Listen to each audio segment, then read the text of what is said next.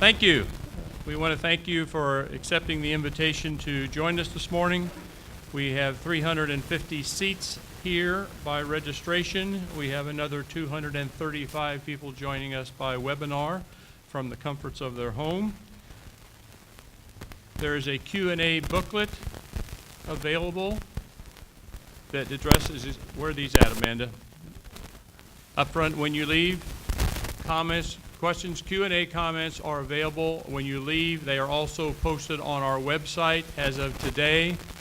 Secondly, you have a card that you can pick up. That card is an opportunity for you to address any questions that you have should you not have a chance to get your question before this group this morning. We are limited to a 2-hour time frame. We will take as many questions as we can, but if yours does not come up, please fill out the card, drop it in the box, or give it to one of us, and they will be posted with the answers. We are expecting the same type of attendance this evening, which tells us that there's a great deal of interest in the content of today's program. Let me start by introducing today's panel. On the far side, to my right, Mr. Charlie Miner, ASPPPO President. Sitting next to Charlie is CSA Board Chairman Mark Griffith, followed by Steve Birdwell, President of Sea Pines Resort, and Cliff McMacken, Director of Resort Development for Sea Pines. My name is Michael Tucker. I'm Vice Chairman of the CSA Board and Chairman of the CSA Long Range Planning Committee, and I'll be serving as today's moderator. As stated earlier, this is the first of 2 meetings scheduled for today. Because of the large number of people interested in the content, we were forced, as you know, to move from the Sea Pines Community Center to the Sea Pines Country Club, and we want to thank the club for adjusting their schedule. We are currently exploring the opportunity for a new microphone. Is that better? If I stand up, we'll make it taller.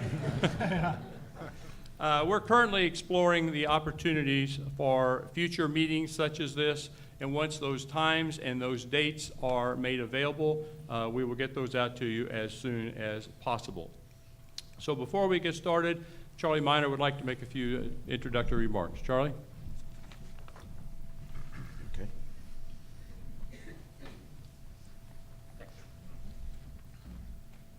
Trying to navigate that without falling off the back of the podium. As you know, all property owners in Sea Pines are subject to a complex set of rules. They're called the covenants. They've been amended several times and were augmented by rulings from the bankruptcy court. So by background, how did we get here? 2 years ago, Sea Pines Resort approached us with a request to add rooms to the inn at Harbourtowne. That's because the settlement agreement in Beaufort County Court, dated February 1984, limited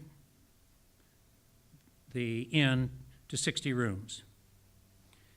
In that ruling, ASPPPO was the plaintiff and the beneficiary of the settlement. That settlement was also incorporated into the covenants. So to add rooms, 2 things have to happen. ASPPPO needs to approve amending the settlement agreement, and the residential property owners, you, need to pass a referendum approving that change. By covenant, a referendum requires 75% plus margin of those voting. When we started this, we formed a committee of residents and began discussing the conditions. I led the discussion as president of ASPPPO and was joined by Mark Griffith, chairman of CSA, Rich Spear, and Dan Westerbeck. When we met with a group of residents and community leaders, we tried to develop a comprehensive list of issues. That list started out as a jumble of ideas and opinions, but over time, it was boiled down to a fairly concise list. We also retained qualified independent counsel to advise us and research the sometimes confusing covenants in court proceedings. As we progressed, Each issue was thoroughly researched, and in some cases, specialized consultants were brought in to advise. To give you an idea of the magnitude of this task, we spent roughly $150,000 in well over a year in coming to an answer on the various issues. At times, our discussions were contentious and frustrating, but in the end, we came to a tentative agreement subject to both board approval and community approval, you. It's not perfect, and in fact, we've made several changes after we first received public input and comment. We also made this proposal public before all the details were finalized. So not all of your questions have final answers. We are working to bring this to closure, and your comments today will help us achieve that. I believe we are at a critical turning point for this community. Soon we will submit a referendum to you for approval. A positive vote will take us in a direction to be outlined in this following presentation. In any case, our future is going to change. That should come as no surprise to anyone. We are an aging community in more ways than one, and change is inevitable. It is also much needed.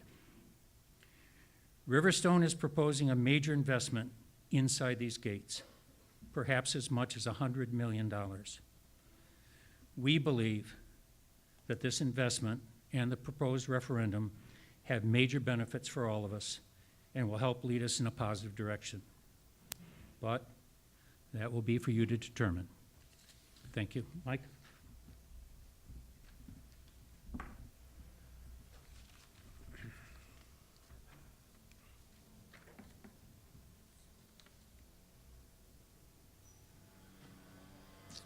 While issues are complex, they become even more complicated when we have individuals spreading the latest rumor heard on a golf course or on the Isles of Harris Teeter.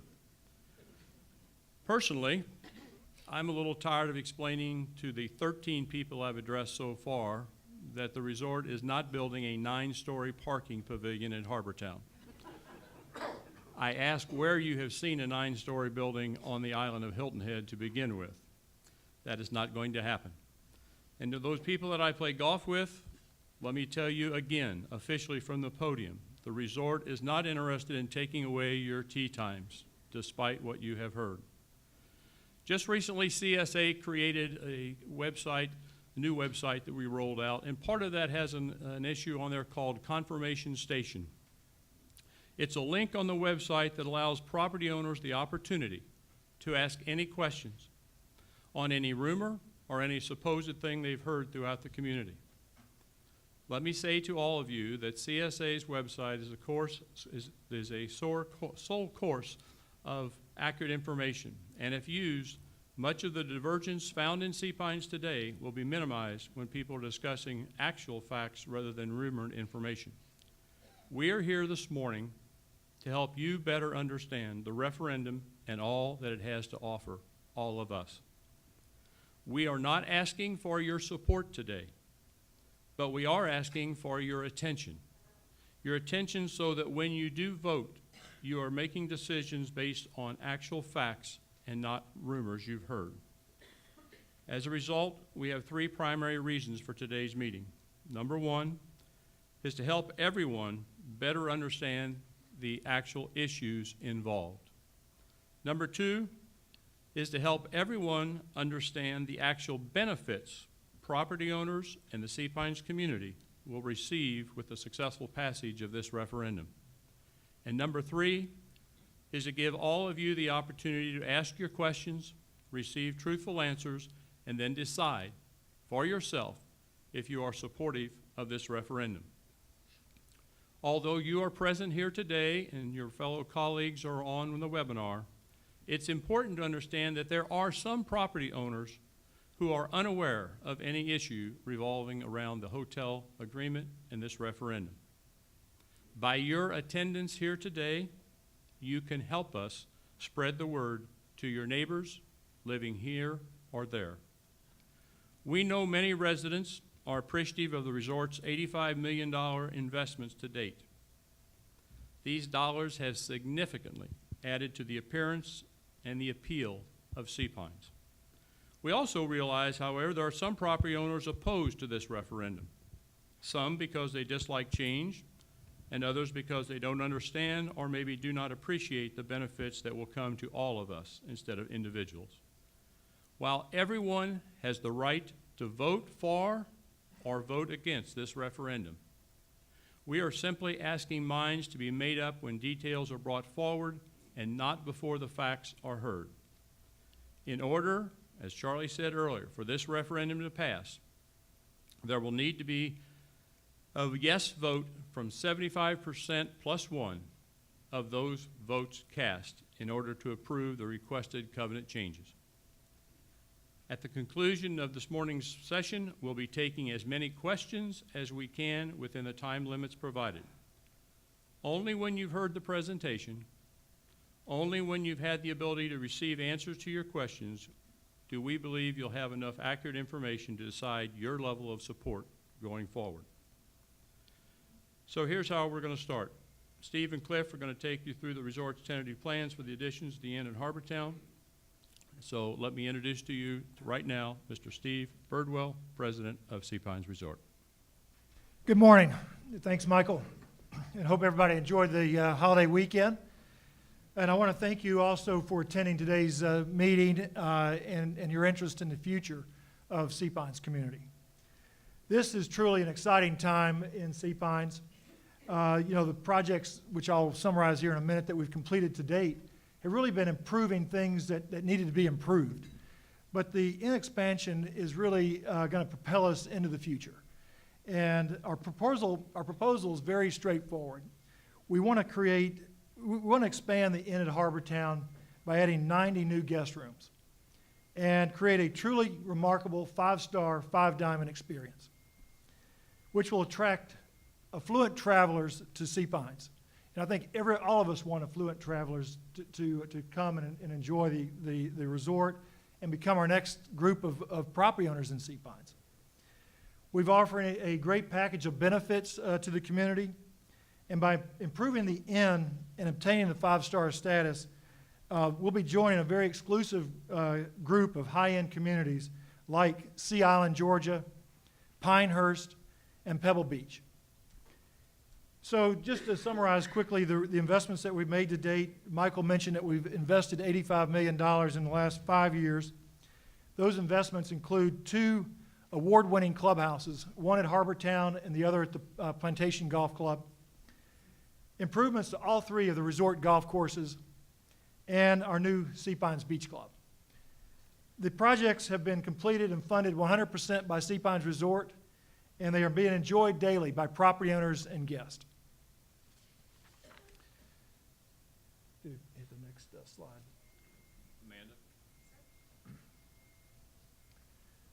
Amanda? We are committed to operating Sea Pines Resort as one of the country's leading resort and residential communities. We're very fortunate to receive many accolades and awards from some of the top resort publications, including Golf Magazine, Golf Digest, Travel and Leisure, Condé Nast Traveler, Forbes Travel Guide, AAA, and many more. And we want to continue these efforts into the future. So the inn improvements that you're going to see the plans for in a minute are proposed in a campus setting of small, very upscale buildings that are designed to fit into the Sea Pines architectural style. The existing inn building will remain, and we would like to renovate the interior to match the interiors of the new buildings. We plan to add a new spa and fitness facility, which will be open and available to property owners. And we'll be adding a new inn pool and expanded food and beverage services, and creating this luxury new property designed to meet all the Forbes and AAA 5-star, 5-diamond standards. So with that, I'll let Cliff walk through the details of our plans.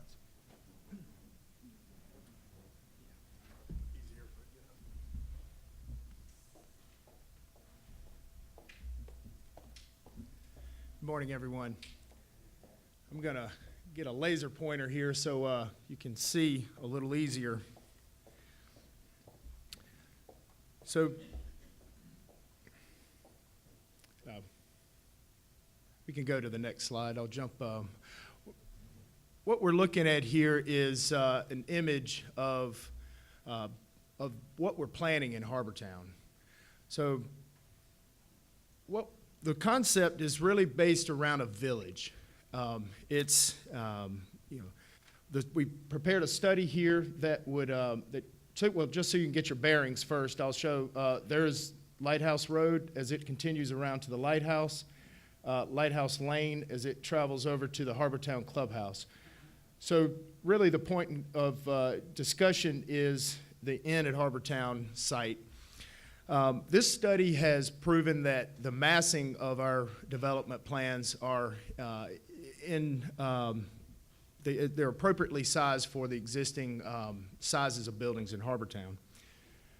As you can see, there are green spaces that are located in between these development buildings.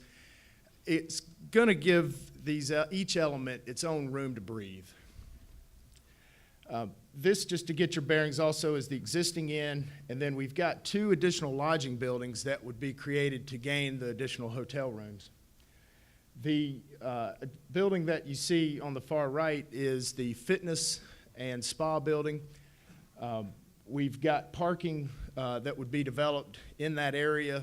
We want to encourage property owners and resort guests to use the spa and recreation and fitness facility without having to go through the hotel process. Okay. The plan here is it's more of a bird's eye view. So again, to get your bearings, as the Lighthouse Road continues around to the Lighthouse Lane, down towards the bottom of the page, you can see the existing inn. We would obtain the additional hotel rooms in 2 of these lodging buildings. And so the first building that is adjacent to the existing inn would have about 40 guest rooms, and the building that's across from the existing inn would have about 50 guest rooms. So that's how we get to the 90. In addition, the building to the right, this is the fitness and spa building. The existing inn would receive a major renovation from an architectural standpoint, plus improvements to the existing 60 guest rooms. Also, again, additional parking. Some of you have heard me make this comment before, but in our planning sessions, we always joke that every discussion regarding planning ends in a parking discussion, and that's completely true. In this particular plan, because of us expanding the development area beyond what we currently have at the end, expanding into this area, we're able to not only gain the parking spaces that we need for the additional buildings, but we're also improving that by another 100 parking spaces. So every time we get a chance to turn a shovel, basically, we're looking at how can we improve parking. Across the street behind the bakery is where we would build the new pool. The new pool would be built to meet the expectations of a 5-star resort community. There's still a lot of planning and programming needed, but that's yet to be done. Again, improvements to parking in the area. Anytime we turn a shovel, we want to make parking more convenient and more abundant. So we can go to the next one. So what's it going to look like? This is a perspective of the new entry, new arrival experience to the inn. To the right is the porte-cochere of the existing inn. We would renovate that so that it would match with the new architectural flavor. And then straight ahead would be the 40-room guest building. And then to the left is the 50-room guest building. You can see from the images that the architectural style is very residential in nature. And we did that so that we could break down the masses of these buildings so they don't look like hotels. They feel more like residential elements and fit within that Harbourtowne vocabulary. I'd also like to point out that by separating these buildings, we create view easements or view areas into other parts of the village. So as you're walking around, you get opportunities to sort of see into green spaces that also help minimize the overall development appearance. The massing is minor and allows views into these green spaces from various vantage points. These green spaces also create almost a patch quilt of areas to experience as you move around the village. This view is from the top of the 50 guest room building overlooking the garden and into the fitness area. So you'd see a lot of activity going on in this part of the building as it looked out over the green. Again, the concept is really is to give each one of these elements the room to breathe and create the most relaxing experience for the most affluent traveler. Okay. All right. We've included an image of a concept image of what the pool would look like, and the primary point that we're focused on right now is creating individual experiences for different groups. You can see there's chaise lounges positioned in clusters, and we're working around the existing tree canopy to keep the green sea pines feel, but to also create these individual pods of experiences for property owners and guests. And again, this pool would be built to the modern resort style. It's what's expected by the most affluent traveler, as well as what you'll see in resort communities of today. The access would be allowed for resort guests and property owners as well through a membership program is what we're planning. Then, yes. These improvements we're expected to be in the range of $70 to $100 million, and the investment would be by Sea Pines Resort.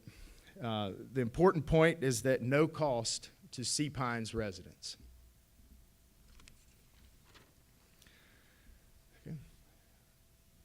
That's really what makes up that first phase. In the next phase of development that we're planning as well, and really these are long-term plans, are improvements to the Harbourtowne public areas. We believe that just in general, the retail walkways and parking and flow could use a refresh. So we're looking at ways that we can improve that total experience. Again, parking. We want to try to maximize the area that we have for parking, and so focus has been on that as well. We've taken surveys, and we'll plan to take more on what do travelers to Harbourtowne want. New restaurants, new shops, different shops. So those things are being analyzed as well. And of course, the quarter deck is also a major component to that planning, and we want to breathe new life into that element. So the main objective of our resort developments are to create these resort facilities that truly deliver on Charles Fraser's original vision.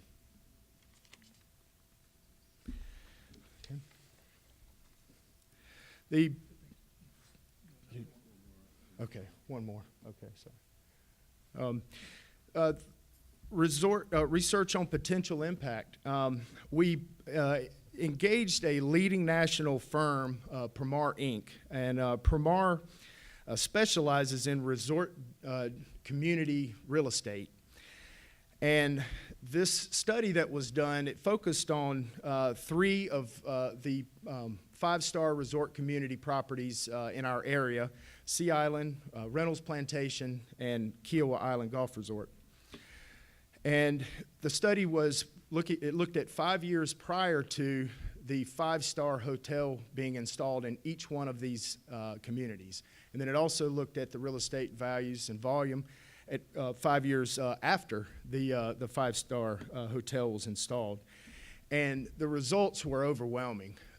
We saw as much as a 200% increase in real estate volume for every year for 5 years following the installation of the sanctuary in Kiowa, which we all understand was an investment and made solely by the Riverstone Group. So big impact to real estate value. A lot of that volume and impact to value is generated through attracting the most affluent traveler and more of that traveler. And as they travel and visit these hotels, they get interested in real estate and then so on. For our particular community, Pomar estimated a 25 to 30% average increase in annual sales volume. So the volume is made up by increase in number of transactions as well as an increase of average sale price. That translates to 40 to 50% increase in average sales price after that 5-year period. So for each year, we would see an 8 to 10% increase in the average sale price, in addition to a growth in the number of transactions. So big impact. Okay. All right, I'm going to turn it back over to Michael. I'll make some comments first about tennis. As you can see, tennis is being displaced with the development. And I just want to make a few comments relating to tennis, because tennis has been and will continue to be a very important activity in Sea Pines. And we're currently reviewing the options as to where to relocate the tennis facility. One of those options is to potentially use a portion of Lawton Stables. Our intention would be to continue to offer the equestrian with the trail rides and the pony rides there, and at the same time use 8 acres of the property, 8 of the 21 acres, to build a first-class new tennis facility there. We've had discussions with Stan Smith, and I'm pleased Stan could join us this morning. As you know, Stan's been associated with the resort for more than 40 years. Also, Smith Stearns Academy, and the Academy is so important to us, and we've met with Stan and his partners. And we've also met with the USTA consultants that Stan has introduced us to. And as I stated before, we're committed to tennis. We're trying to find the right answer. We have a lease there and a great tenant at Lawton, so we've got some things to work out. But that is one of the ideas and one of the options that we have available is using a portion of Lawton Stables. Thank you, Steve. Let's take a look at the actual benefits, both for the resort as well as benefits for the community. The first one being the Sea Pines Resort would be granted the right to add 90 rooms to the hotel. I think that's fairly self-explanatory. I think the introductions that Charlie made and Steve addressed that going forward. Number 2, Sea Pines Resort will increase their own assessment by 50%, resulting in an estimated $2,300,000 in assessments paid to the CSA over the next 5 years versus the 1.1 over the past 5 years. Mark, why don't you take that as it relates to how the impact that has on the CSA budget? Well, I think it's important for those of you that have attended annual meetings or any of our board meetings, certainly in December when we approve our annual budgets. For the last 2 years, we have been operating right at the total of the collections of our assessments, and in fact have creeped into our reserves by the tune of about $500,000 to $700,000 in each of the last couple years. So we're spending as effectively as we can possibly spend every dollar that we're collecting from the assessments, not only residential but resort and commercial, as well as the gate. This goes a considerable way in improving the dollars available on an annual basis to enhance the lifestyle that we have here in Sea Pines. To stay as we are, to only spend what we have, doesn't allow us to improve our community. Doing things like was done 4 years ago at Tower Beach. We'd like to do more of those type of things. We'd like to make improvements in the forest preserve. We'd like to make improvements to our park areas that we have behind Six Oaks Cemetery and down at Parcel 1 across from South Beach, but there are just not financial resources available to do this. This goes a long way to assisting in that. Thank you. Next slide. Sea Pines Resort will allow residents to initiate future referendums on community issues which do not have a material impact on the resort. Charlie, you want to address that one? Yeah, there has been a long discussion about something that a lot of people call balance of power. Is the resort and the commercial and the residential interest, are those three interests reasonably balanced? My feeling is that they are, and when you think about it this way. We are ruled by a set of covenants. The resort cannot change those covenants. They require your approval to do that. That's why we're having this meeting today. The residents can't change. They need the resort's approval to do it. So both interests are protected. I think my microphone just died. Okay, there we go. So in that sense, we have a balance. However, I think there's a strong feeling that we would like the residents to be able to put forward referendums to correct a number of issues that we need to correct. And this gives us the right to do that. We don't need to seek resort approval. But it preserves the basic protection of an organization that is planning to invest a total of close to $200 million, protect that investment, and at the same time protect the covenants. Thank you. Amanda? The Sea Pines Resort will reimburse ASPPPO for its associated expenses in the amount of $150,000. I think Charlie addressed that in his earlier comments, and we can move forward. Next one, Sea Pines Resort will deed over approximately 300 acres of the wildlife habitat zone and to the Sea Pines Forest Preserve Foundation. Charlie, you work with that group? This has been a subject of great legal review in terms of what the obligations were. We believe that this is the best solution to it, and that is that Sea Pines Resort will deed over approximately 300 acres of wildlife habitat zone and give us a joint interest in the balance of the land so that we meet the covenant requirement, which is 65% of the forest preserve is to be owned by the Forest Preserve Foundation.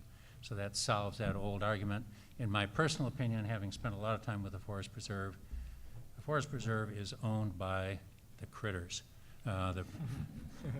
The covenants protect the use of that land, and really it is put in there in Charles Fraser's vision to protect those critters and their habitat. Next slide, please. Sea Pines Resort will work with ASPPPO, CSA, and other necessary parties to reach an agreement on implementing a more effective commercial assessment, which could be finalized through a future referendum. Mark? We have worked with the resort. We recognize that all of the parties, residential, commercial, and resort, needed aid in creating the revenue to do the things we'd like to do here. Commercial interests are one of those. We put forward a formula that the resort supports to the commercial established group. They've taken that under advisement. The resort supports that formula. The commercial interests, are making an alternative proposal that's in the works now. The good news out of this is if we have a favorable referendum, we have the resort's support to bring to the community a new formula for assessing the commercial interests, their annual assessments. This is not hugely material, but in the fairness, the aspect of this that Charlie's talked about, getting everybody's participation is helpful. So I think that probably next spring, when there'll be a subsequent referendum, it'll include modifications to the commercial assessments. Thank you. Amanda? Sea Pines Resort will donate $1 million in funding improvements for Sea Pines, subject to ASPPPO approval. As chairman of the Long Range Strategic Planning Committee, this $1 million, based on approval rights of ASPPPO, can be used in any way to improve the amenities that property owners are seeking as we look to change this organization called Sea Pines. Next. Sea Pines Resort will promote voluntary donations from guests to the Sea Pines Forest Preserve Foundation and agrees to share revenue from the Gator Boat concessions on a 50-50 basis with the foundation. Charlie, you want to address that? Yeah, the Forest Preserve really has very minimal revenue at this point in time to maintain itself. You've probably passed it through the boardwalk, seen the docks, and things like that. We had started on a major improvement program to change the gate so that it would access off Greenwood Drive across from Lawton Stables. That was wiped out by the hurricane. But in the long run, for the Forest Preserve Foundation, an independent foundation, to survive, it needs a revenue source. This will provide potentially a very significant revenue source and allow us to continue to do the improvements that we would like to do within the reserve. Next slide, please. Sea Pines Resort would support an increase in the gate fee. Implementation would require commercial approval. I'm going to flip this over to both Mark and Charlie because this has been a very, very avid discussion throughout the community. It deals with representation on the gate entry committee, and it also deals with funding issues. Mark, why don't you take the first funding issue? Well, let me first say that the Gate Committee, which is a standing committee of CSA, puts forward and makes recommendations to the board for gate policy. The CSA board is the ultimate party which adopts policy for the operations of the gate. In addition, so regardless of what the Gate Committee does and what the Gate Committee makeup is or what the CSA board does, there's another agreement that exists that came out of a bankruptcy that grants the approval authority of any fee related to access to this community, grants approval, the right to assign approval from the resort or from the commercial interests. So this is not a covenant term. This is about getting the resort's cooperation, one of the two parties that are necessary, getting their agreement to support an increase in the gate fee. That's just one party. There's still another party, which is Sea Pine Center, that also has to provide written approval. But to have the resort supporting what currently is proposed is a $10 gate fee that would be in place during the season, April through September, would generate substantial revenue for CSA. I think upwards of $800 to $1 million if daily passes continue to be sold at the same pace. So having the resort on board is a positive. We still have some work to do with the commercial interests. Yeah, I would comment that Charles Fraser designed this community, Sea Pines, uniquely on Hilton Head.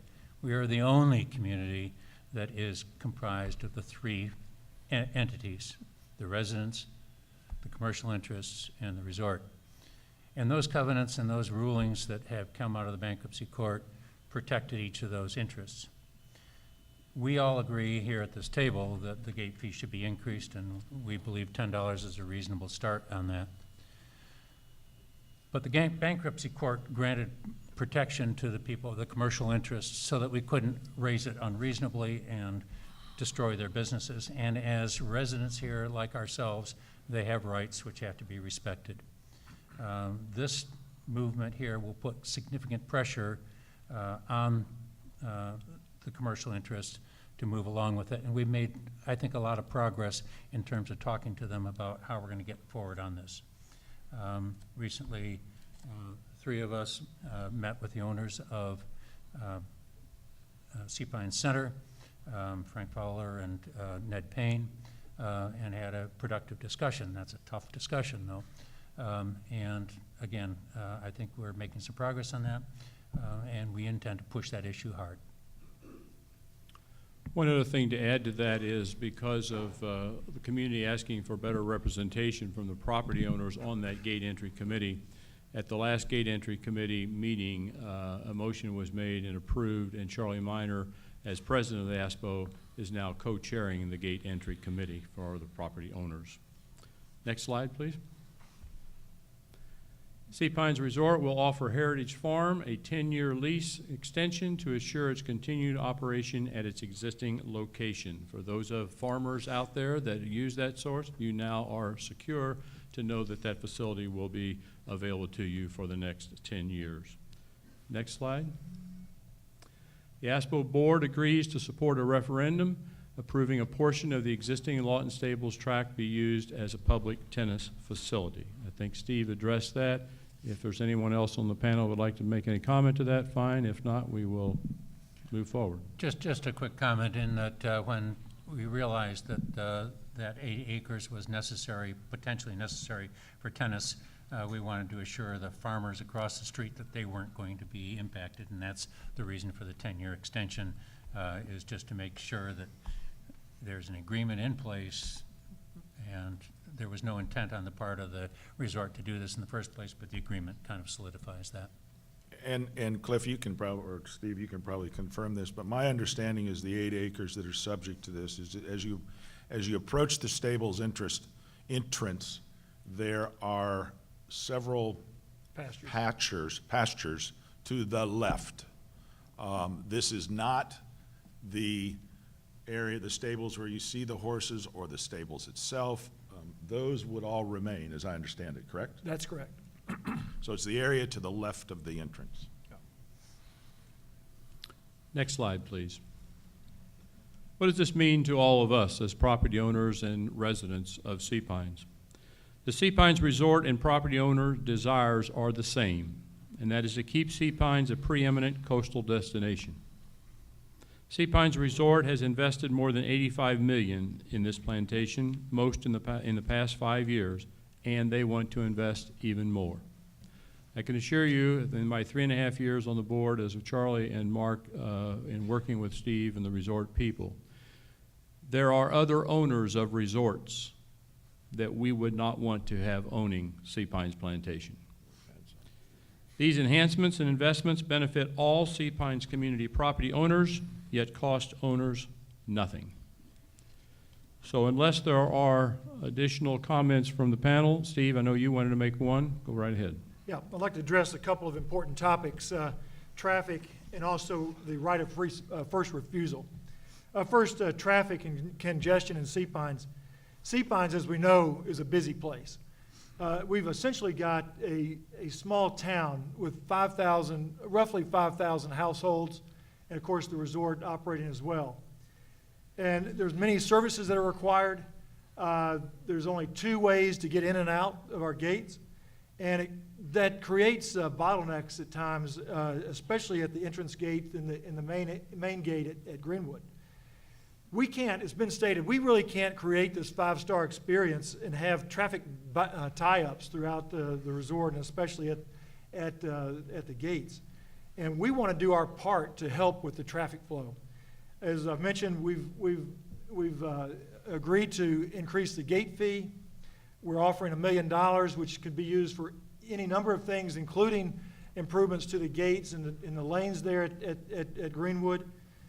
And we've also offered an easement over a portion of the property at the Welcome Center, if it's needed, to help expand the road there.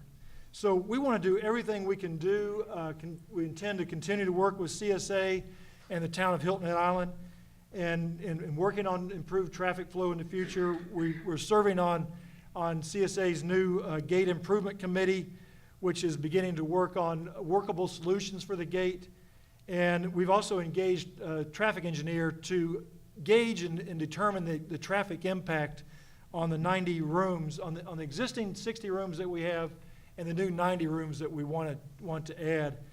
We know the amount is going to be small in comparison to the amount of traffic, but we will have those numbers, and we'll show the impact to the traffic. So we're trying to do everything we can possibly do to work with CSA to improve the traffic flow. Right of first refusal. The right of first refusal is an important right that's existed since the beginning of the covenants in 1974. We've used it very infrequently. I can only think of a handful of times in recent years that it's been used. When it has been used, the property owner has received the same amount for his property sale that they would have received under the original agreement with the purchaser. We're studying a program to use a independent appraisal as a basis for determining what fair market value is on properties that we may have an interest in. We've been talking, as you know, Fairway 1 is a property that we've bought 3 properties in. We've been talking to the owners over there at Fairway 1. We'd like to be able to use this independent appraisal method as a benchmark for what the fair market value is of the properties. But sellers of property will be receiving a premium when they sell their property. Sellers retain the commissions that are normally paid to real estate agents. They avoid the hassles of having to show property to prospective buyers. And they also avoid the potential reduction in the sales price with the normal inspection, third-party inspection process. So we want the sellers of the properties to walk away with more money than they would have otherwise. And our whole goal, anytime we've used the right of first refusal, is to have fair dealings with property owners and making sure that everybody wins in the situation. So I know there's a lot of discussion about it. It has been used a very few times in recent years. So I just wanted to address that. Thank you. Thank you, Steve. Let me just make one comment with regards to the traffic that Steve alluded to, the gate entry configuration. At the last board meeting, it was announced we have already had one meeting with the town engineer, a traffic engineer, civil engineer, looking at all the options that have been presented to CSA over many, many years at fixing the traffic flow at the Greenwood Gate. Once they have finalized those assessments, which we've asked them to do, we will take to the town hall meeting a format very similar to this, all of the options that CSA has had in the opportunity to look at over many, many years. We will then ask our property owners for suggestions with regards to how do you think we fix that gate. We're very much aware that there's a problem there, but every time we've asked for solutions, most of the time, I don't know, but fix it. So my point is that before we do anything at that gate, we will be bringing it to the community so you know the options, know what the problems have been, and we'll be able to garner your input as to how you think we should address that problem going forward. Okay, where we are today right now is let's get you some opportunity to ask some questions.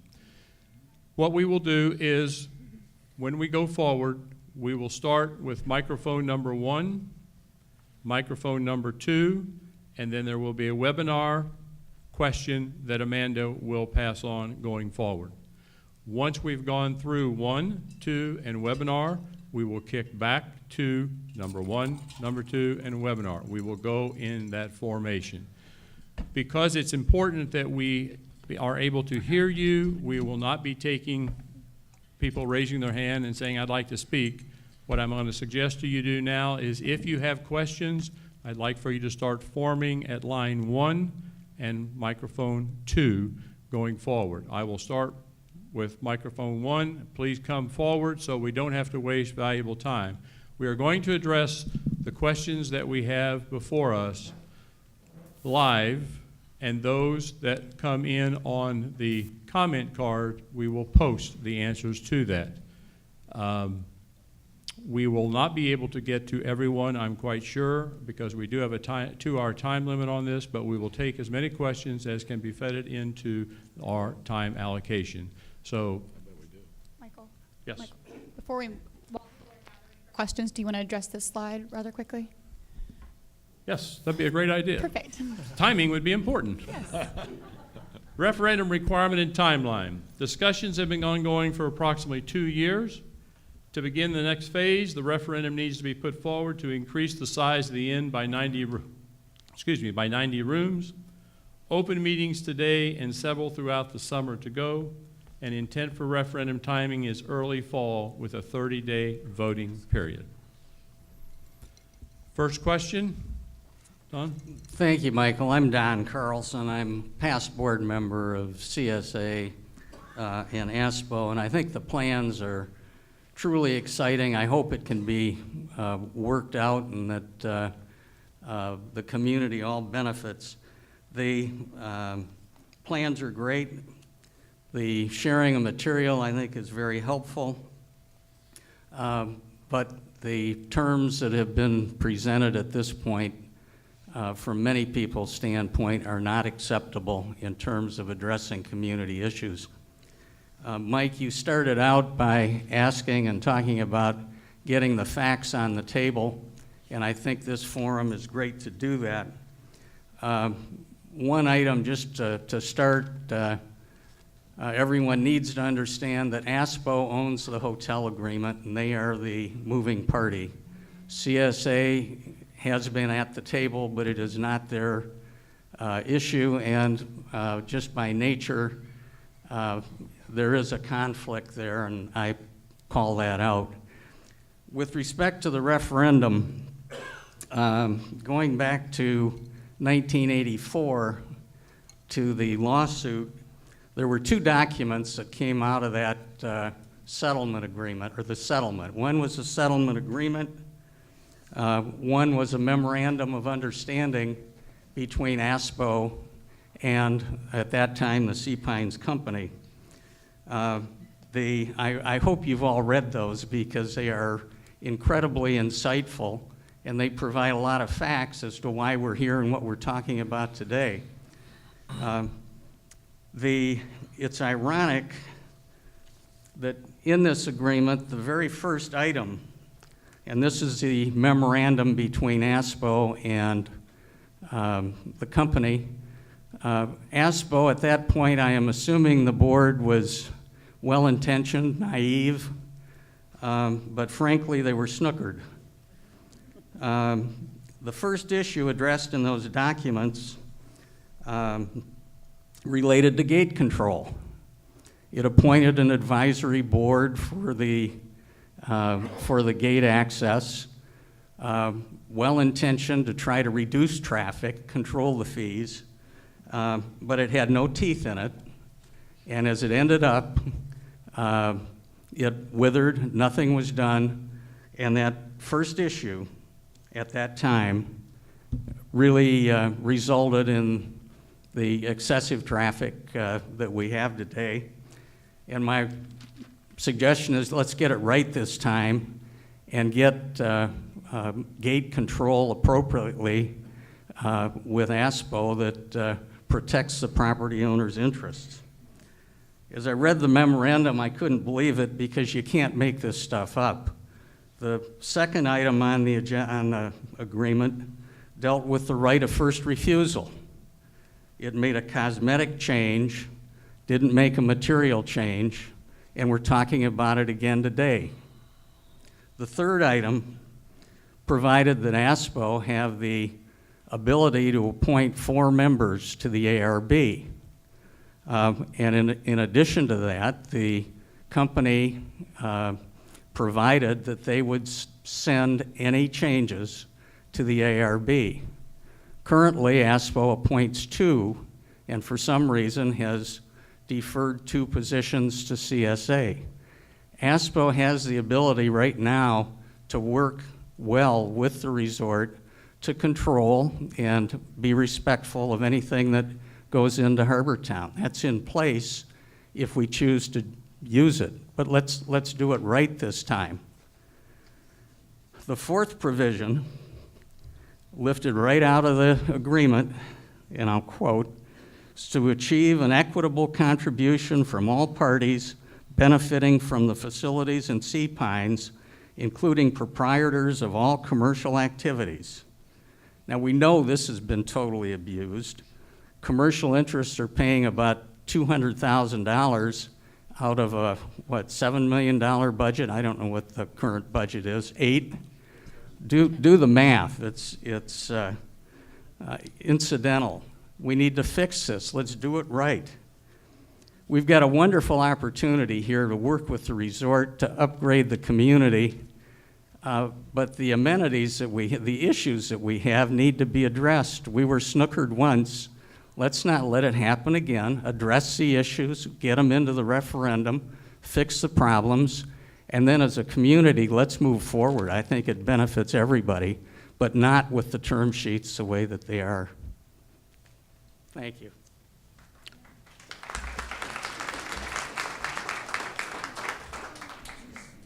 Let's try to limit, we appreciate the input, let's try to limit to the questions at hand. Sue?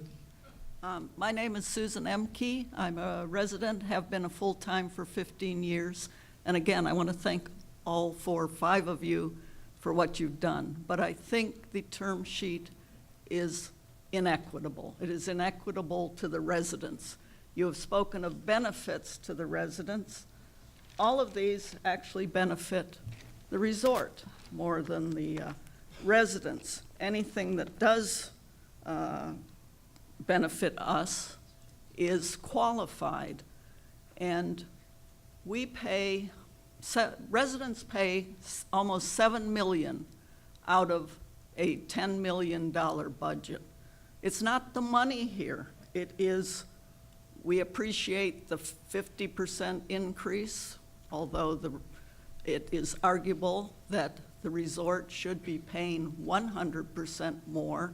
They were allowed to pay 1/2 in money, and they were supposed to pay 1/2 in kind. When CSA took over their in kind, they have never paid that extra 0.5%.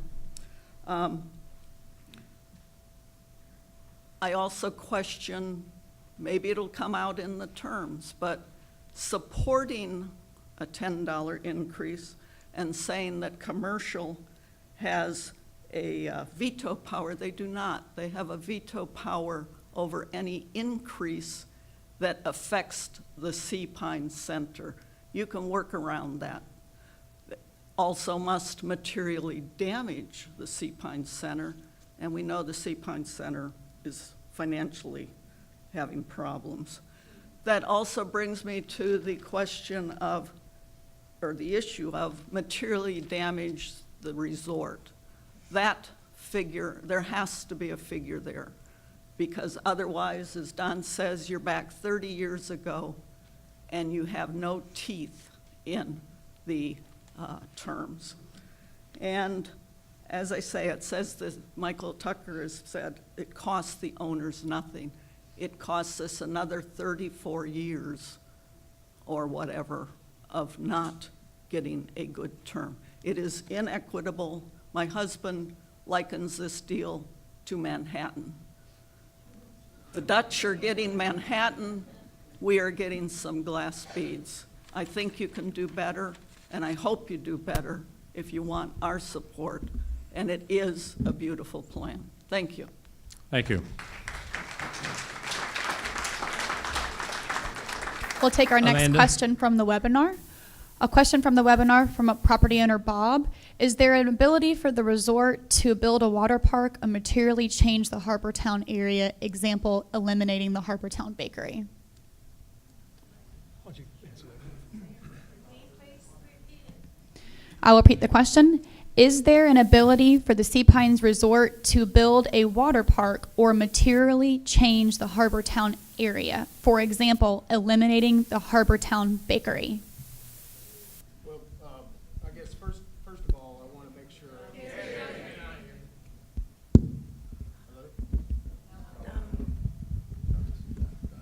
Hello? There we go. Okay. Well, first of all, I just want to be clear that we have no intentions of building a water park, contrary to some rumor. Our intentions are to build a resort-style pool, and it would have more features than the current pool, but features that are common for these resort communities. We currently have those rights, have the right to build this pool facility today, prior to the referendum.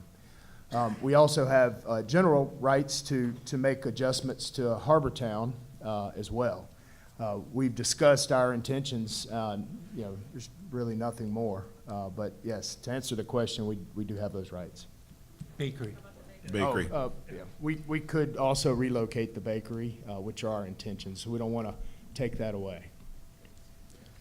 Question from microphone number 1. Yeah, thank you for the CSA and the ASPPPO.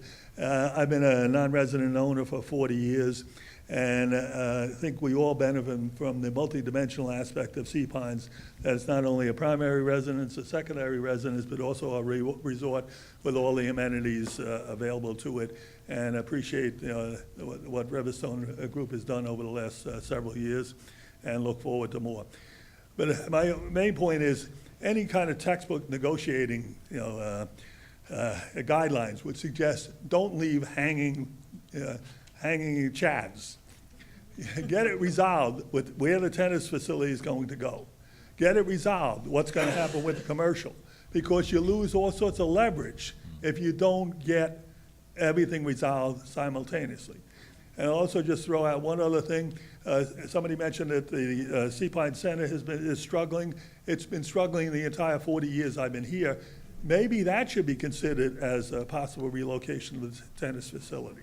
Just a random, I don't know what it would cost to acquire it, but anyway. But my suggestion, very strong suggestion, is don't leave these unresolved issues, because they'll never get resolved. Thank you, sir. Just a comment back on that. I wish we could resolve all of these right now. Once again, what I said was we released this information before all the details have been finalized. We felt it was more important to get it out in front of the public, even though we couldn't. And tennis is really the big unresolved piece of this. So, Microphone number 2. Joanne Taylor. Thank you very much. And at the last coffee I attended, it was kind of put out there that the parking in Harbourtowne was going to be vertical, not linear. Could you explain the change? And if that's, I mean, I heard you say we're not building a 6-story parking garage, but it didn't eliminate a 4-story parking garage. We currently don't have any plans to add a parking garage in Harbourtowne. We want to improve the parking that's there, try to expand on the parking and maximize the surface parking that we would have. So we don't have any current plan to add a parking garage. It may be necessary in the future, and if it is, we would blend it into the rest of the buildings down there and would screen it with new shops, but it's not in the current plan.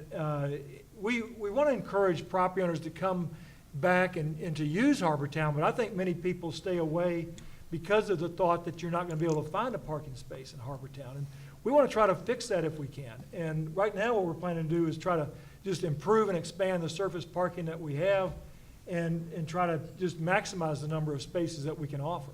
So you can do that with the 90 extra rooms? The 90 rooms will not be a problem because the buildings are all going to have parking underneath them.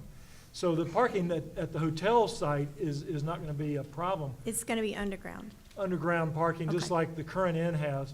But we want to expand the parking over in the Harbourtowne Yacht Basin area so that you could enjoy the shops and the restaurants there in Harbourtowne. In those parking lots, we plan to realign, improve, and try to expand the number of spaces that are offered. Thank you. Amanda? Our next question from the webinar: how many tennis courts will remain in the Harbourtowne area for use by owners? In the plan that we've shown today, there's 4 to possibly 6 courts that will be available. They'll be managed through the new fitness center there and coordinated with our other tennis. The tennis center that could be built at Lawton Stables could have somewhere between 16 and 18 courts, and that should give us plenty of courts with the 4 to 6 that should remain in Harbourtowne. Thank you, Steve. Microphone 1.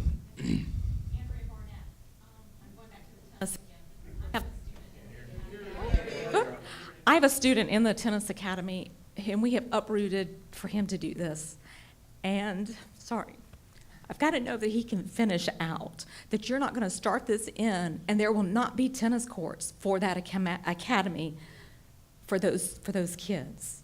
that's not fair to Stan and it's not fair to those academy kids. There's not a plan in place for those tennis courts as the inn is being built. If there's any gap time that the inn is being built and there's not room for that academy, there's got to be a plan and a timeline for them, please. We certainly understand the importance, and we've been working with Stan, and we want to have a great solution there for tennis. No one at number 2. I'll assume. Amanda? The next question from the webinar. How long do you anticipate the construction of the new facilities to take? What are the plans being contemplated to limit the disruption to the Harbourtowne area if this is approved? Well, once we would have approval to move forward with the plan, we've got about 12 months of design work that would be needed. So if we started that work this early fall, it would take us around to the fall of 18 before we would break ground as early as possible. We're going to be developing the construction schedule during that period, but right now we estimate that it would be about an 18-month period. And that work would be managed in a way to reduce the overall impact. Obviously, we've all got interest in that. I think we did a good job during the Harbourtowne clubhouse redevelopment to minimize the impact as much as could have been possible with the feet that we had ahead of us. And so we would utilize those same methods to do that and be willing to hear any advice on that as well. Thank you. Alex? Alex Cruden. Since the terms of the agreement were first sort of made public, they have changed somewhat as discussion has gone on. Can we assume that more changes are possible before the final terms are put up in the referendum? That's one of the reasons for the meeting today, is to listen to what what the community feels. There are two approaches to an agreement. One is to dream what you would like to have and put down stuff that is impossible to do. And the other one is try and find a reasonable pathway that can actually be accomplished. So some of the things that have been requested are doable, and we're trying to make progress on those things. Some of them are very difficult to deal with, and I don't see a practical solution. Don mentioned the issue of the gate committee or the gate control. There is a court order that stipulates that issue. It is a court order. It's not part. It wasn't part of the covenant, so you can't change a court order if it's not in the covenants. So that's something we've got to work around, and I think we're going to make progress on that. But it's not quite as simple as just changing everything to a new list of demands. Thank you. Microphone number 2, Carl. Thank you. Michael, you made some statements about innuendo and false statements and whatever else with respect to the information around this. And I think that comment is certainly open to question. I would like to comment on a couple of the issues which came up this morning. First of all, let me say I'm a 42-year property owner and a 22-year permanent resident, and I've been a member of this club since 1976. Now, you mentioned that there was a so-called citizens committee to meet with Mark and with Charlie. And I don't know exactly where Dan Westerbeck was in that. I don't know which foot he was in the committee and which foot he was a guest. But who was invited? Well, it was Don Carlson, and you've heard from Don, and many people consider Don to be a student, a true student of the covenants. I do not. Don is a scholar of the covenants. He knows what's in there. He did omit one very important thing, which I'm going to bring up. Who else was on that committee? Sue Emke. You've heard from her. Anyone else? Yeah. A fellow named Tom Hagort. Tom, in my mind, is a brilliant lawyer. He was honored by being elected to Harvard Law Review in common with all 5 Harvard graduate judges when Scalia was on the court. And now it's 4 out of 5 who are Harvard Law Review. That is a distinct honor if you understand that. And I was there too. And it was very evident to several of us when we began the discussion, being charged with the issue of what are your ideas about a referendum, that the people who were asking us had no idea of the issues involved. No idea. And they asked us to present a list of recommendations.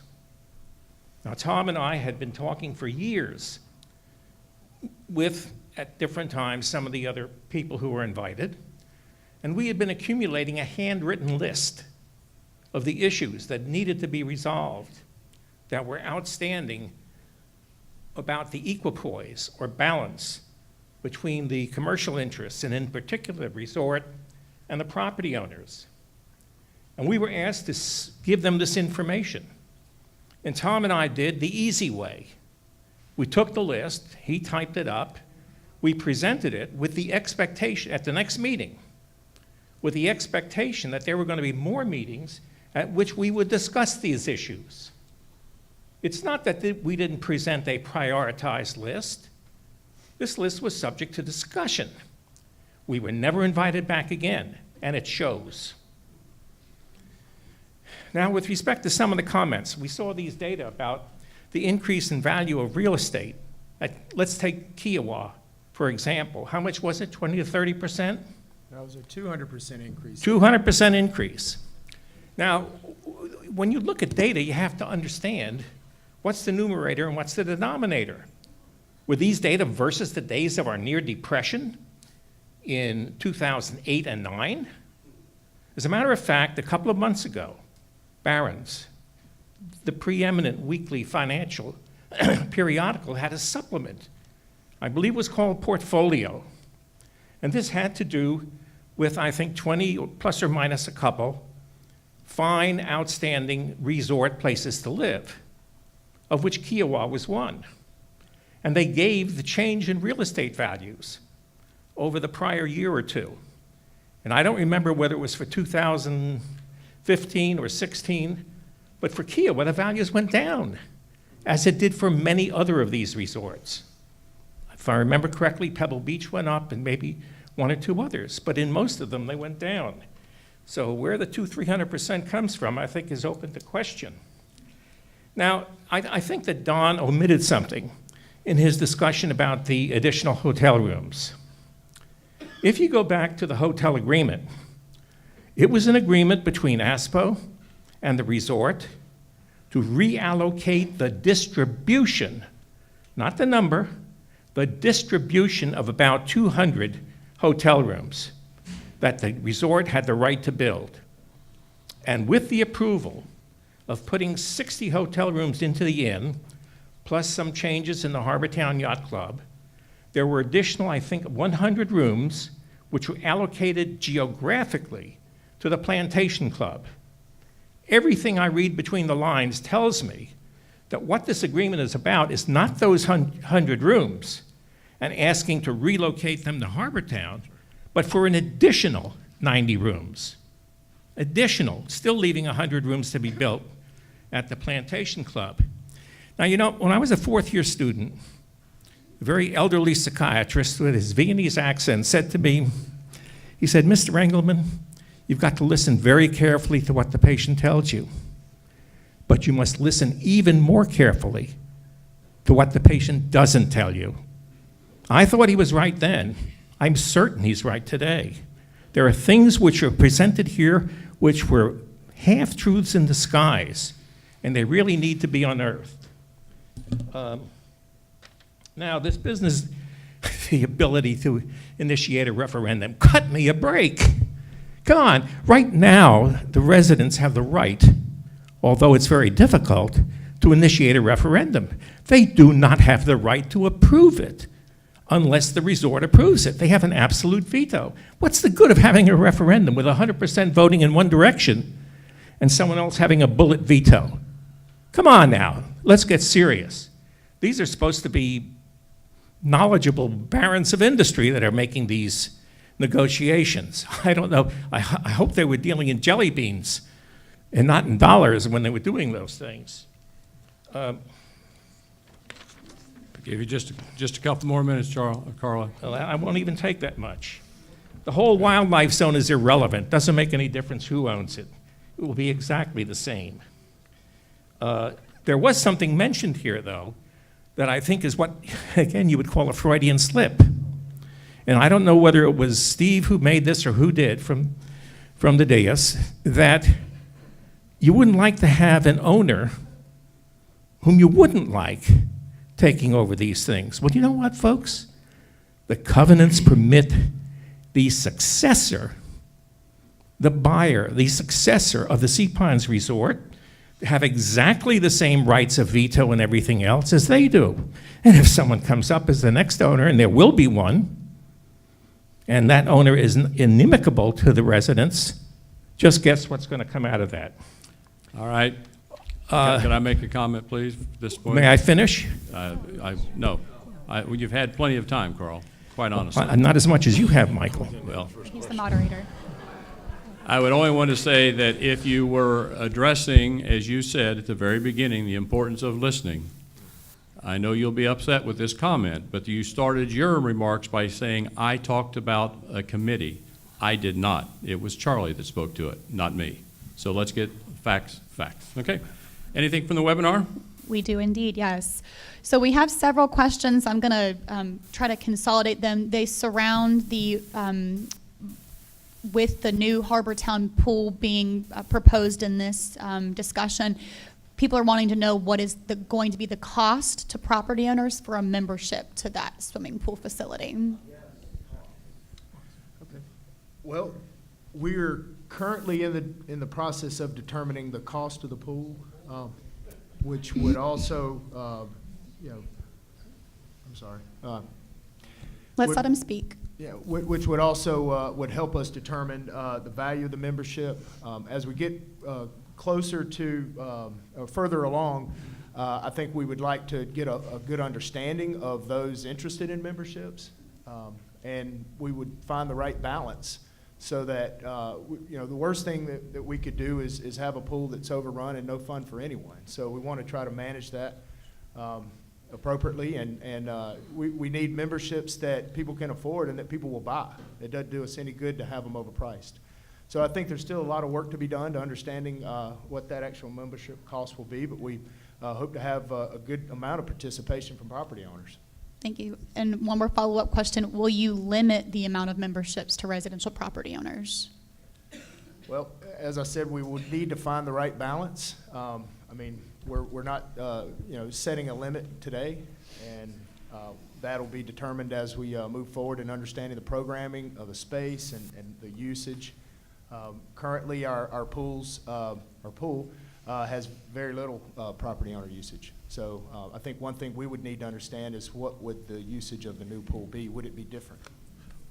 I think it's also important to note that residents' rights to not only the Harbourtowne pool, but also the pool at South Beach has been historically paid for by CSA for you. And it's not a right that any of you or CSA is entitled to. Bob Gossett down at South Beach and the resort has over time allowed us to purchase a right for you to access that pool. So that we had been told some time ago was going to go away, and it has gone away, just like the plantation pool went away years ago. So it's not a right that we've had for many, many years that is now being taken away from us. It's been purchased for you by CSA. I'd like to go back to and just make a quick comment on Carl's comments and agree with him. When we started that first meeting, we didn't have the slightest idea what was involved in the covenants. He's probably right. After 2 years and $150,000 of consultants, we're a lot smarter now than we were then. I've got to say that we had excellent counsel, excellent advice, and the decisions we made in terms of how we dealt with that were based on what we believe, and we're homeowners too, was in the best interest of the homeowners here. We're not some alien force. We're just like you are. We live here. Our kids come to visit us here. Our dogs walk down the streets with you. We're the same as you are. Microphone number 1. Yes, hi. My name is George Paletta, and I had a couple of questions, and one of them is around the Sea Pine Center, who has this vote on the gate. But prior to me getting to Sea Pine Center, I want to say that I felt that that the resort was very, very poor in a representation for itself and for Sea Pines at the C2C, okay, the circle to circle, and with the town in trying to reduce traffic coming in here. I think that I was at a lot of those meetings and I never heard anything positive. Now we have an increased 4-story building at Coral Sands, a new hotel going up behind the New York Pizza. We have a new Hilton that just opened down on South Beach Drive. It has a tremendous height to it, about 7 stories, and it's continuing to build up here. And I really felt that you guys should have stood up and really put some emphasis on reduction of traffic into this area. C2C, in my estimation, did nothing for Sea Pines. And I don't believe that our representative did anything for us as well. So I'm very, very unhappy with the results of that situation. To get back to this, is Sea Pine Center, what do they pay? You've told us you pay 200 and something. What does Sea Pine Center pay that they have such a, quote, voice into this situation? Do we have an answer to that?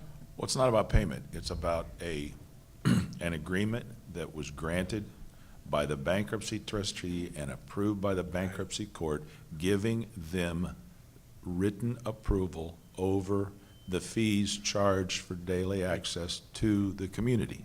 So it's not about dollars. That's an agreement. I wanted to know what the So dollars. we could make it $10 or $25. No. We still have to get their blessing. No. I'm asking what they pay. What do they Their pay? assessment is? Yes, please. I don't know offhand. Okay. Well, if the mean, resort we- is paying $230,000. It's considerably less. I would imagine so. Yeah. I would imagine so. Also, there's going to be an increase, as you gentlemen and I want to show my appreciation for the hard work, but you did come up and say at the last CSA meeting, which I was at, that looking forward, we are going to increase our assessments here at CSA to look at the future for the resort here, for the property owners. That's going to come up, and I wouldn't doubt that it'll double. And not making any comment about whether it should triple, double, or whatever. But we all know we're going to be in a budget crisis. So, with the resort paying that minimum amount, and then it's going to go to $2 million in 5 years, when I believe at the CSA meeting we were going to be about tapped out due to the sewer projects, et cetera, et cetera. I don't think that that's going to help us raise anything. So I think we need to get them up on board. As far as the Sea Pines Forest, 300 acres, it becomes our responsibility, not theirs. Hopefully it's not an additional cost to us. The other thing is they want to improve the gate entry and the traffic impact. And, you know, Steve, I'd like to thank you, because that's the first time I heard you offer something, if it's necessary, for a right-of-way along Greenwood Drive to help the gate if there's a redesign. Because I remember it was very adamant about the resort not giving up any right-of-ways or anything else. At one time, we even talked about going through Publix on the side there, et cetera. And I know the resort was against that, and probably rightfully so, but at least you're coming to the table with that. So I'm hopeful that there's a lot more negotiations to be done, and I don't think that we should get sold out so quick. And I'm also very concerned futuristically for parking in the Harbourtowne area, and I don't know if we have any kind of a ability to have input if there's going to be a parking garage, which I think at one time we will see. Thank you. Microphone number 2. Thank you. I'm a relatively newcomer. I've only been coming here for about 20 years and a property owner for about 15. I'm a non-resident owner. And there's a lot of people who are a lot wiser than I on these underlying issues. My question is, how many things are out there that we don't know of? Coming here this last week, I've noticed we've now moved all the ropes in front of the beach club up to what I call the high tide mark. And for a lot longer ways, both ways down the beach. So I've been here many, many times when that high tide comes in and everybody got to scoot back. Now there ain't anywhere to scoot. And I've been there when it's been very crowded at high tide. So is this a permanent thing? Is this a right the resort has?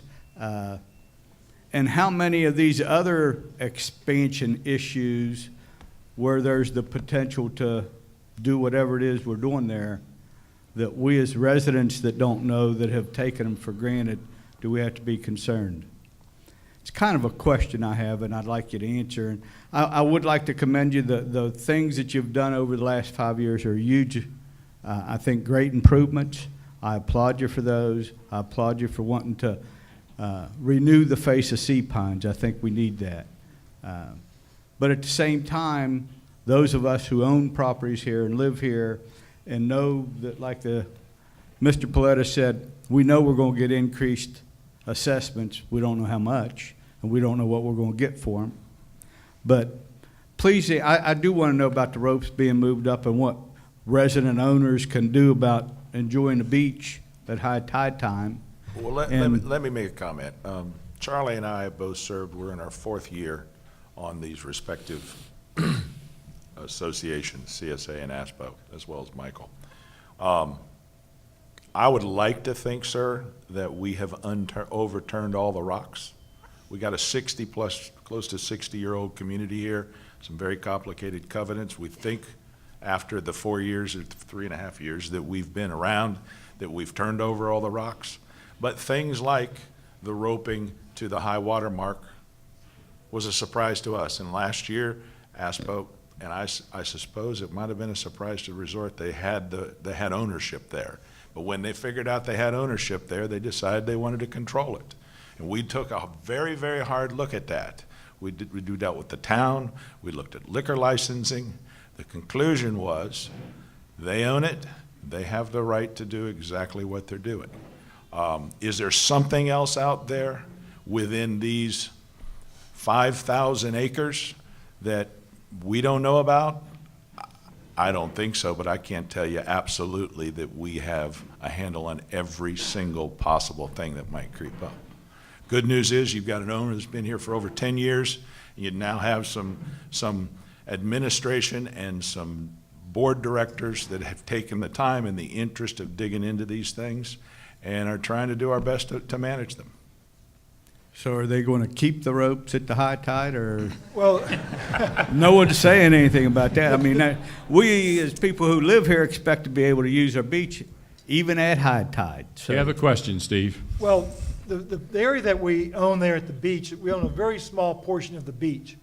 And what we want to do and are doing there is trying to offer, as we know, the beach club is a very popular place to go to the beach. Very nice, and thank you for doing it. And we just want to keep this one little section that we own as a more controlled area. It's open and available to property owners.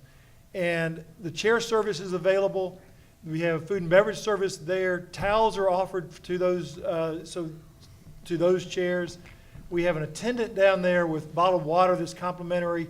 And it's just this one little section of the beach that we want to try to spread the chairs out a little bit and just offer a little premium experience for those that want to experience the beach in that way. The rest of the beach, to the right and left, and of course to the front, are open and available to anyone. And it's just this one little section that we own.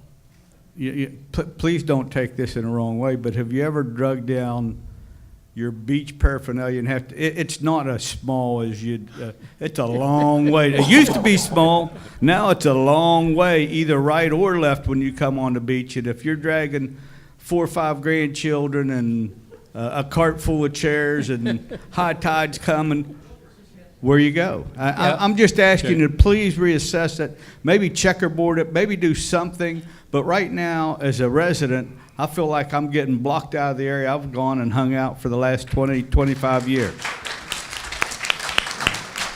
Thank you. Webinar question, Amanda?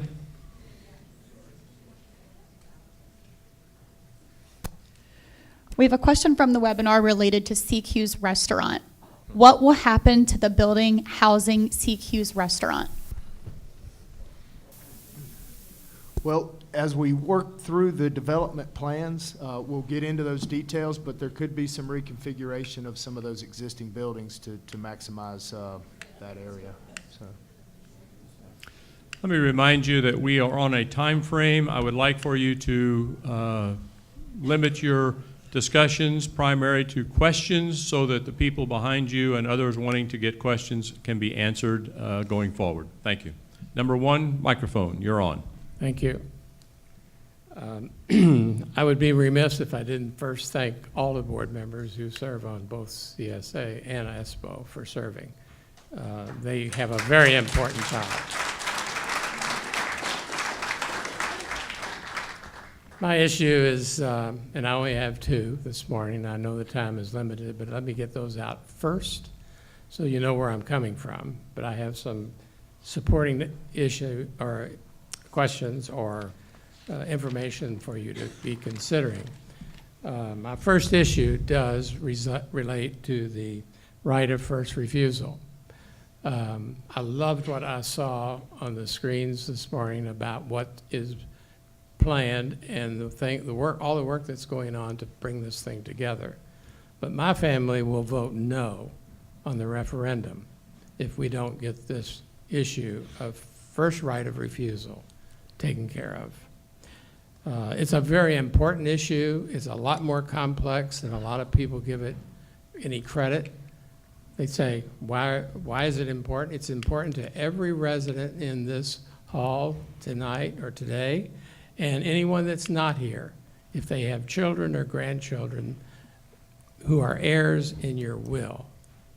There are lots of complex issues relating to property being changed down the road based on value being paid or charged by other sales. I've got to rewrite my will because it doesn't add up. They're going to be in a bind. I'm not going to be around to supervise them, and I want to have peace in my family when I'm gone. But that's not going to happen the way it's set up today. It's been said here this morning that, at least I think Mr. Miter said he thinks there is balance between the 2 boards on the interest and concerns of residents. I disagree with that statement because there's too many duplication of board members on both boards. And we also have at the front desk is the resort. I've got everybody that I need to talk to right here. I thank you for listening to what is happening. You promised that there's going to be premium payments paid for people who sell to the resort based on this right of first refusal. Well, the most recent information that I have is that one of the owners that was trying to sell his place got lowballed. He wasn't even close to what fair market was. It's a big issue, and it does drive a lot of complex issues that are going to come later. My second question or concern is the lack of communication. I have asked several times for information and have not gotten an answer. My son wrote a letter to the boards and requested that each member be given a copy of that letter. We got an acknowledgement that, yes, everybody was sent the letter, but we haven't heard one word since. Totally, either overlooked or forgotten, or they don't want to answer the question. And I'm here to say we need an answer. And if you think you're not involved as a resident with this issue, wait till you meet with your attorney the next time and talk about your will and how it's written that's going to involve the passing on of Hilton Head as a asset of your estate. That's what my will says. I bought my place for my family. I'm enjoying it and have for 25 years, but I'm not going to be around forever, and time is running out. My kids are already asking questions, how are we going to do this, Dad? And I don't have any answers, but I know what the answers need to be, and either you get it fixed or I'll fix it with my attorney in my will. But I don't think that should be necessary. But please give us some feedback. I really do think there's more agreement here than there is disagreement, but what I've been told, the resort says they are not going to let the right of first refusal be removed.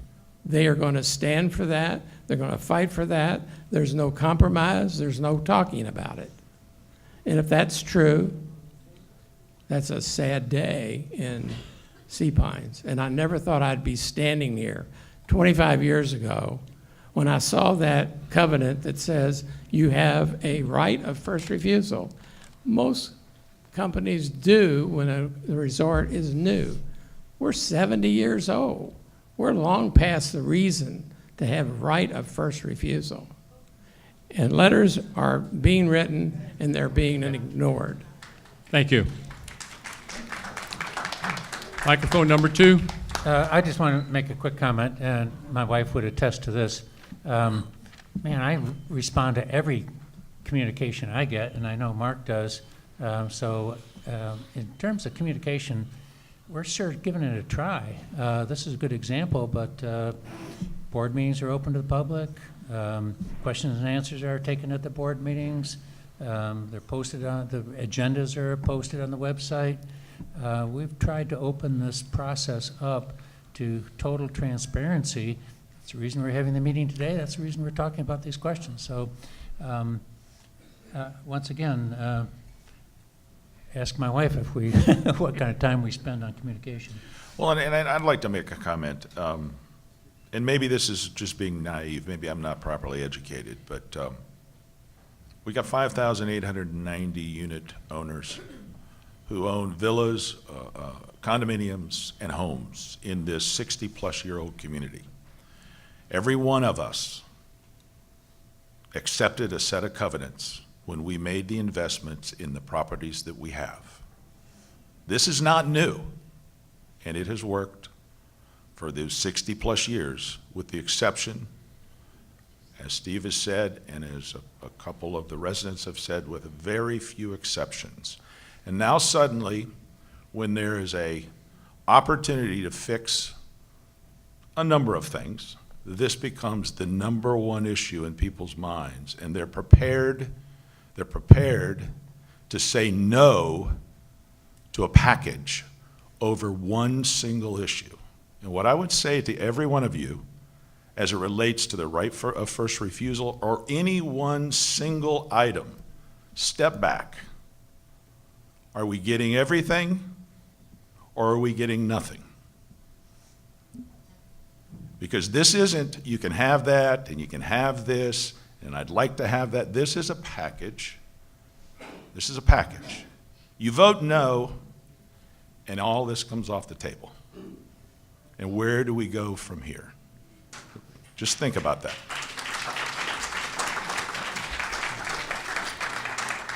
Microphone number 2.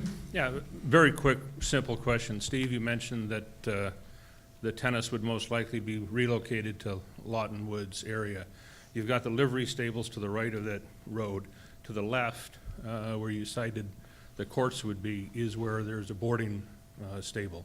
Is there any plans on relocating that within Sea Pines, or would that be eliminated? Well, the boarding stable, which the Summers built, and they did a fabulous job with it, unfortunately, there wasn't really a market for boarding. And so they have very few people that have been using the boarding and using the riding rings that are there. So our plan would be to just leave the barn in place and carve out 8 acres in front of the barn and for the new tennis facility. So there could be boarding that would be available, but there isn't, unfortunately, the barn really isn't used for that. And we've got to work through, the summers and the lease and what we're going to do there. And we wanted to make sure it was going to fit on the site, so that's why we've had Stan and USTA involved. But our plan wouldn't really be to eliminate it, but there's no boarding that's happening today. Thank you. Webinar question?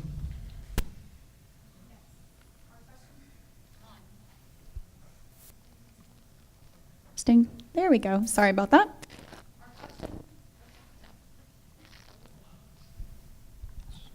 Hello. There we go. Sorry, guys. Our question from the webinar is... Let's switch over to microphone 1 and come back. All right. Number 1. My name.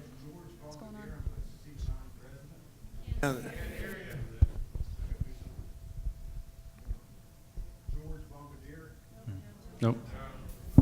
Might be dead. Yeah.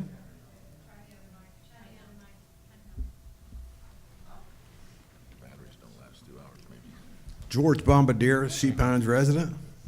And with regard to your question, why did it become such an important thing? It's been very important to a lot of us. This is the chance we have to take it out of there. And with regard to Sea Pines Resort, you stand the chance of making a huge amount of money off this deal. You're good to us, granted. That's a given. But why is it so important for you not to give up that? Because you're making a bundle of money. What do you think is going to happen in Harbourtowne if this project goes to and it's a success? You're not going to want to expand there? What are the residents in Harbourtowne going to do when you come and buy one of the residents and lock in their values? That's a huge issue, and this should be taken care of. If it's more important, we're voting. If it's more important to the majority of people, why shouldn't they take it out of there? Thank you. Okay, I have a question over here. Webinar, go ahead, and then we'll come back to you, Carl. A question from the webinar. Oh, I'm sorry. What was that? Oh, answer. Steve, I guess it's up to you to answer that response, or Cliff. I can tell you that our planning, what we've reviewed today, requires no property expansion or acquisition. The properties transact every day, and every day we sign waivers for the right of first refusal. And so, 99% of all properties out there, we have no interest in purchasing. We don't want to get involved in the transaction. The closing attorneys know how the process works. It works beautifully. It's not a problem. So, we really have very little interest in purchasing residential properties. And as I mentioned earlier, we've used it a handful of times over the years. And Fairway 1 is sort of a unique situation where it's next door to the Plantation Club, directly across the street from the Beach Club. There's 14 units there. We've purchased 3 of those. We've been working with some other owners there. That is like a unique situation. But for the majority of property owners, I think you should rest assured we have no interest in purchasing the property, and we just want the property transactions to happen just as normal. And we process and sign the waivers on a daily basis. Webinar. A question from the webinar. Will the fitness center and spa that you are planning to build be available for resident use? Yes, absolutely. The fitness center and the spa will be open and available, and we hope that property owners will use it. The spa is going to need to stay busy and active, so hopefully property owners will use the spa and the fitness on a regular basis. I think we're back to microphone 1. Yes. I'm Sue Harris, and thank you, Charlie, for answering my email. I did appreciate the response. My question is about number 13 that was on the screen. Will ASPPPO be allowed to initiate future referendums? Is this still Go ahead and I'll repeat it. without first obtaining Sea Pines Resort approval. My question is, it says yes, future referendums may be initiated without the Sea Pines Resort approval. And then a little tiny print, it said, so long as they do not have material impact on the Sea Pines Resort. My question is, would you define what material impact would be? You want me to do that? Yes. You got a real tough issue here. I've heard people say, for example, that we should save $5 million. Why would the resort give up their protection and allow us to bill them $5 million? Okay, maybe it should be $1 million. Why would they do that? Material puts the onus of the decision on that on the resort. In other words, we come forward with a proposed referendum and proceed with it, and the resort says that has a material impact on me. Well, they're going to have to demonstrate that it was in fact material. There's just no good compromise for that, and not all impacts are monetary. What if we passed a referendum saying they couldn't use the name Sea Pines? What if we passed a referendum that said anything that had to do with their access? So it isn't just a dollar amount, and it's a very difficult thing to deal with. Let me go back to something I said right at the beginning. There's a system of checks and balances. The resort cannot affect or change a referendum without your approval, without the referendum being approved by the residents. If the resort came to us and said, we'd like you to give up that right, and we can change anything we want so long as it doesn't exceed $5 million. We would never accept something like that. So there's a balance here. We all have rights and we all have protections. The protection that you have is that if they want to change a referendum, you got to vote on it. And the protection they have is that if you come up with some harebrained idea of what you wanted to put a referendum, they have a right to say no. That's a reasonable protection, and having run a business, and a lot of you have, would you invest $100 million in a community that could take it away from you without any say over that? I wouldn't do that. They're not going to do that. So I think it's a reasonable balance. What this allows us to do is move forward with referendums that have to do with the housekeeping issues that we have here in Sea Pines that need to be dealt with. The derelict buildings that are deteriorating, the neighborhoods that are messed up by various issues. We need to be able to start moving those referendums forward, and we have the right to do that. Thank you. Microphone number 2. My name is Carl Becker. I've resided here since 1992. I have worked with ASPPPO and CSA over the years.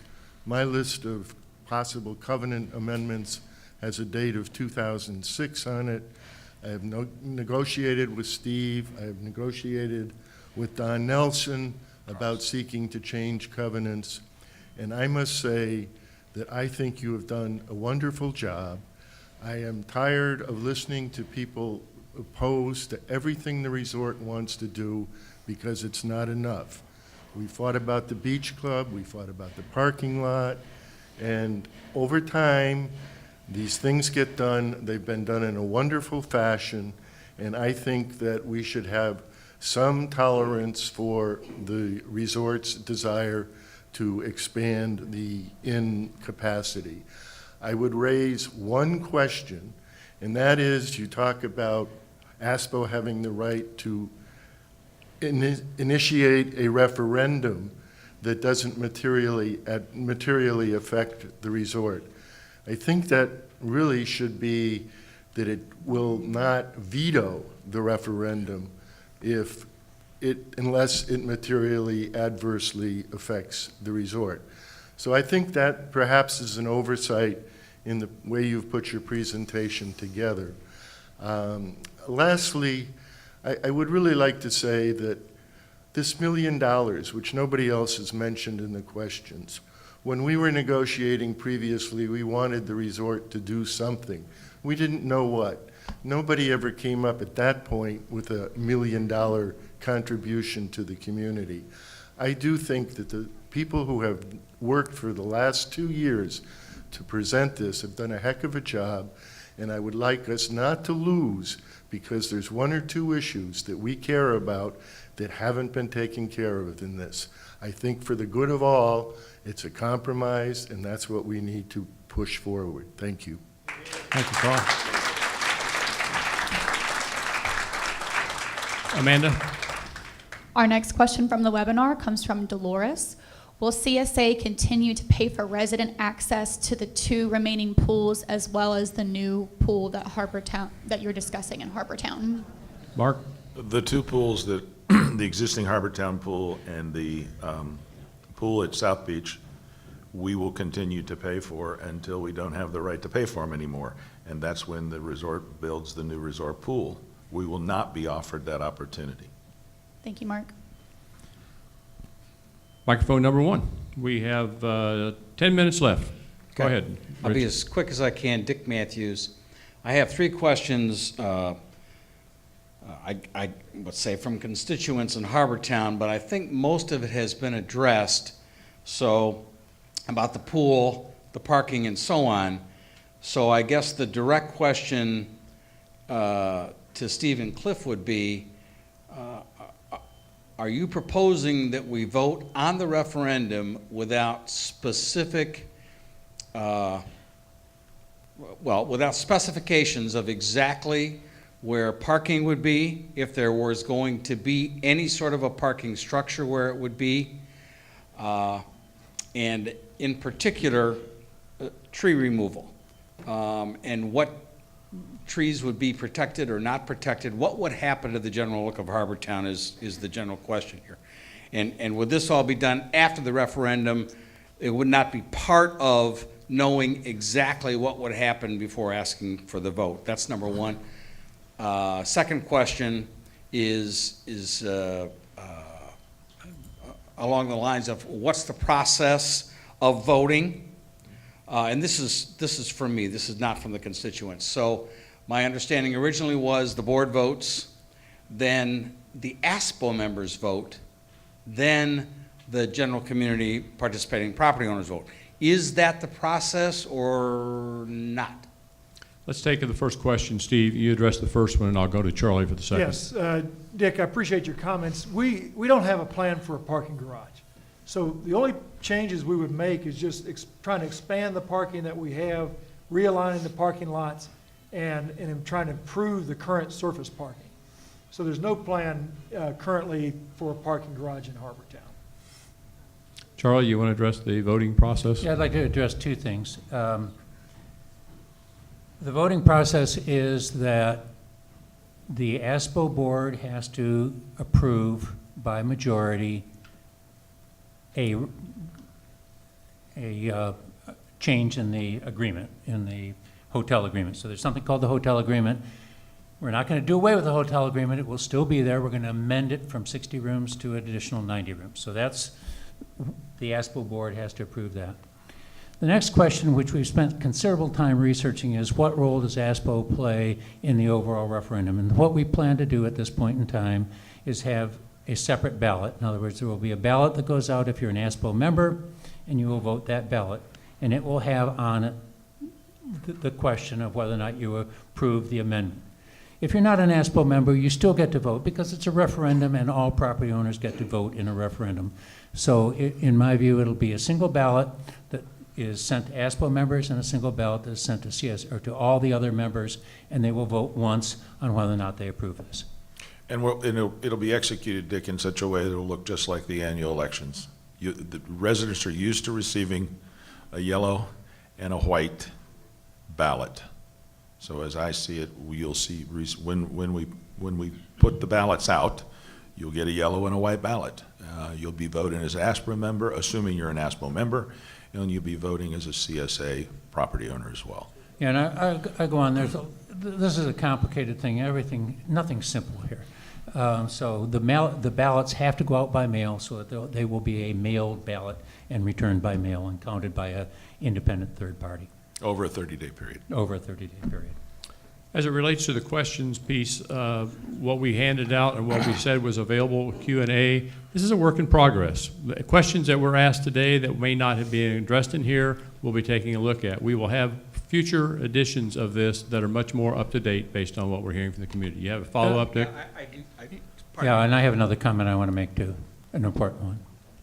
Okay. Go ahead, Dick. So the follow-up is, it's, as I understood what was just said, it is not basically 3 separate votes. Board, then ASPPO members who could vote for or against or whatever in some sort of percentage fashion, and then it goes to the community. In other words, there's no place for an ASPPO-only vote that could even stop the referendum from being offered to the community, correct? The ASPPO vote will be part of the referendum. Okay. Board, ASPPO board, ASPPO member, CSA property owner. And we'll get legal counsel review on that with the ballot. We're working on the ballot right now, so we'll make sure that that's right. I want to make one other additional comment, and I want to kind of build on something that Mark said, and I think it's important. A lot of the questions here have to do with our own personal issues. They don't necessarily have anything to do with the referendum. There's nothing in the referendum about a parking garage, about the gate fee, or anything like that. This is really an attempt to try and understand what the referendum is about. Let me say what I think the referendum is about. What I believe this referendum is about is that Riverstone Group, through Sea Pines Resort, has come to us with a proposal. This is what we'd like to do. We've answered it with, here are our conditions. Maybe Carl could have negotiated them better than I did, but we did the best and we came up with, I think, which is a pretty good package. In our view, and in the resort's view, this is the best option available to us, but it isn't the only option. The resort has other options.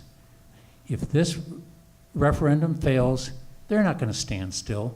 They're a big organization. They have obligations to their company as well. They're going to proceed with Plan B.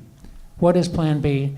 This isn't a multiple choice where we get to say, okay, well, I'd like Plan B or Plan C better, so I'm going to vote for that one.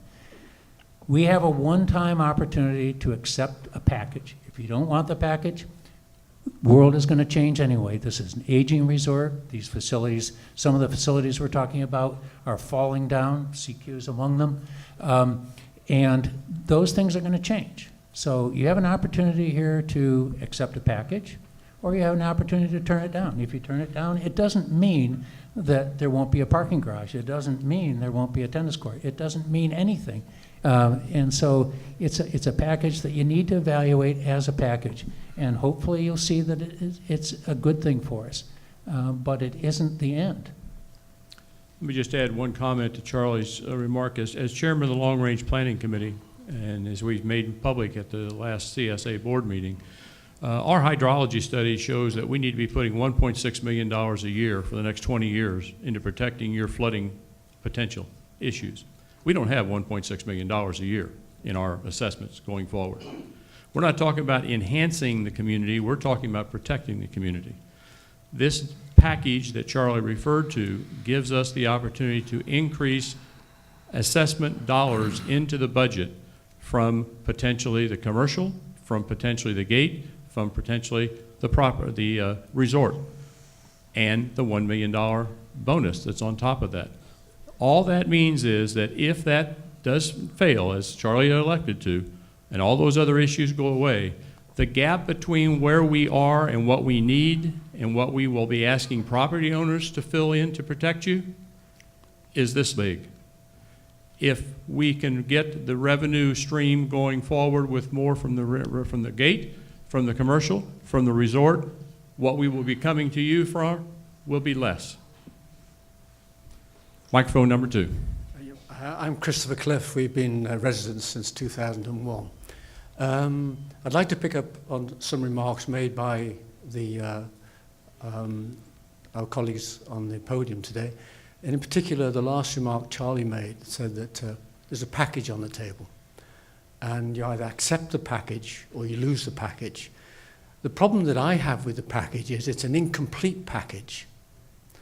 And it seems to me, listening today and watching the presentation, that the controversial issues are the ones that are entirely within the authority of Sea Pines Resort. That's the tennis courts, the swimming pool, and the parking. And they're outside of this package. So it seems to me, as Charlie says, we have a one-time opportunity to accept a package. So my comment is, I'd like it to be a more complete package, and for these controversial issues to be resolved and also submitted as part of the Sea Pines Resort's plans. And so my next question, I do have a question, and my question is, what is the haste? Why are you coming forward at this point in time with a request for a referendum when you don't have a complete package? The Sea Pines Resort's executives are making it quite clear that there are issues that which they understand to be contentious, which they haven't yet resolved in their own minds how to deal with them. And until they resolve in their own minds how to deal with them, it's very difficult for us to understand how they will impact upon property owners. So my question is, what is the haste? What is the driving force behind coming forward at this stage with a referendum? Thank you. Panel? Oh, by the way, I would like to say, I think what you've done, Sea Pines Resort, has been absolutely excellent. And I thank you for all the hard work. Timing, who wants to deal with that? Steve? I want to deal with it first and then All right, Steve. Charlie. This is an information session. This isn't the final package, so when we ask you to vote, we'll have the final package together. Okay. So your point is well taken. And I think Steve can address what the planning cycle is, which is critical to this, and why we need to have this decided by the end of the fall. Steve?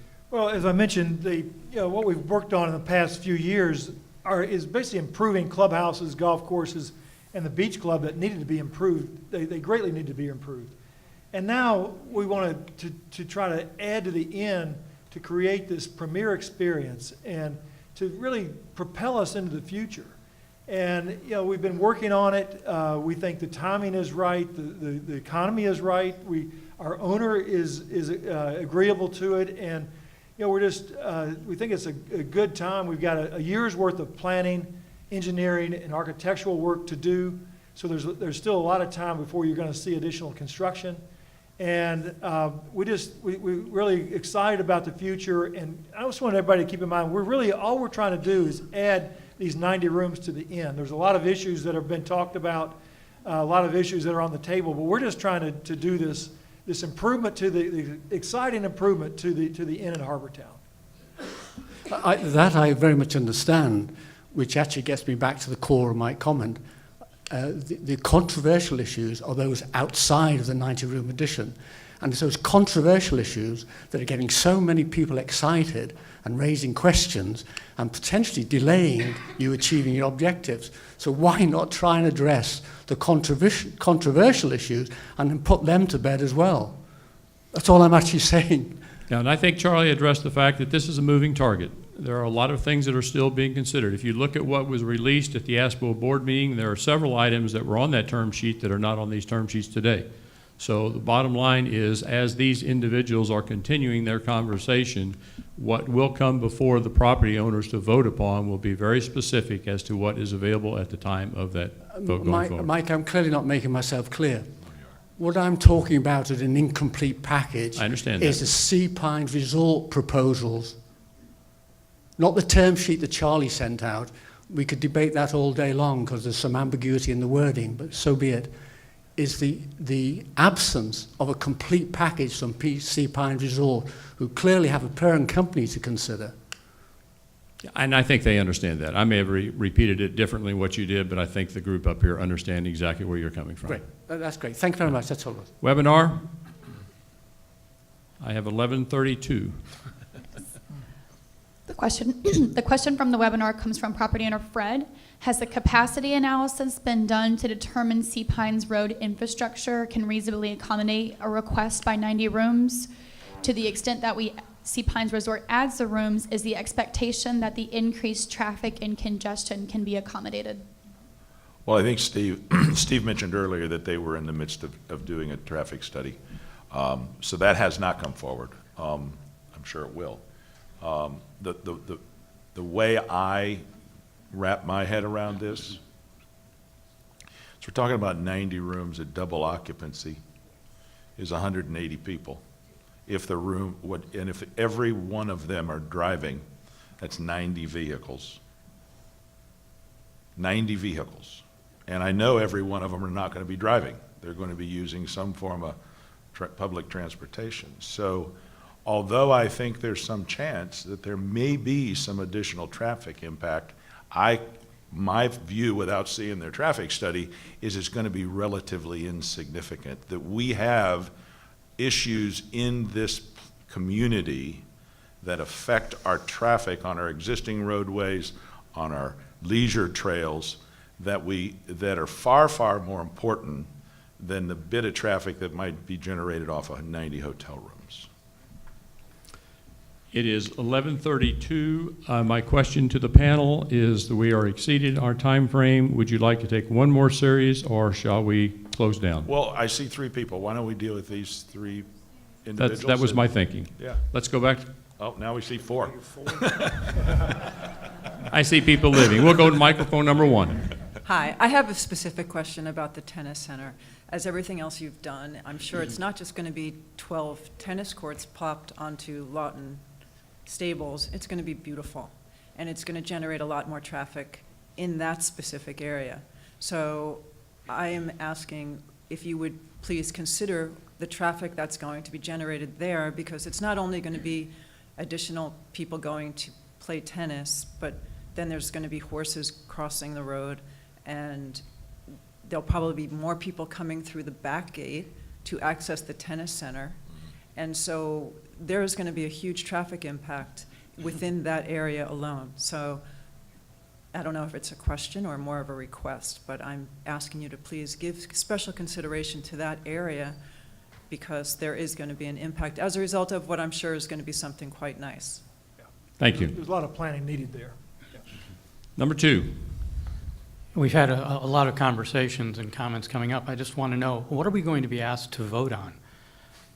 What is the referendum going to be asking all of us to approve or disapprove, vote yes or no? What is on the referendum? I've not heard that stated directly yet. I think Steve got close to it a couple of minutes ago, but I'd like to hear exactly what it is that we're going to be asked to vote on.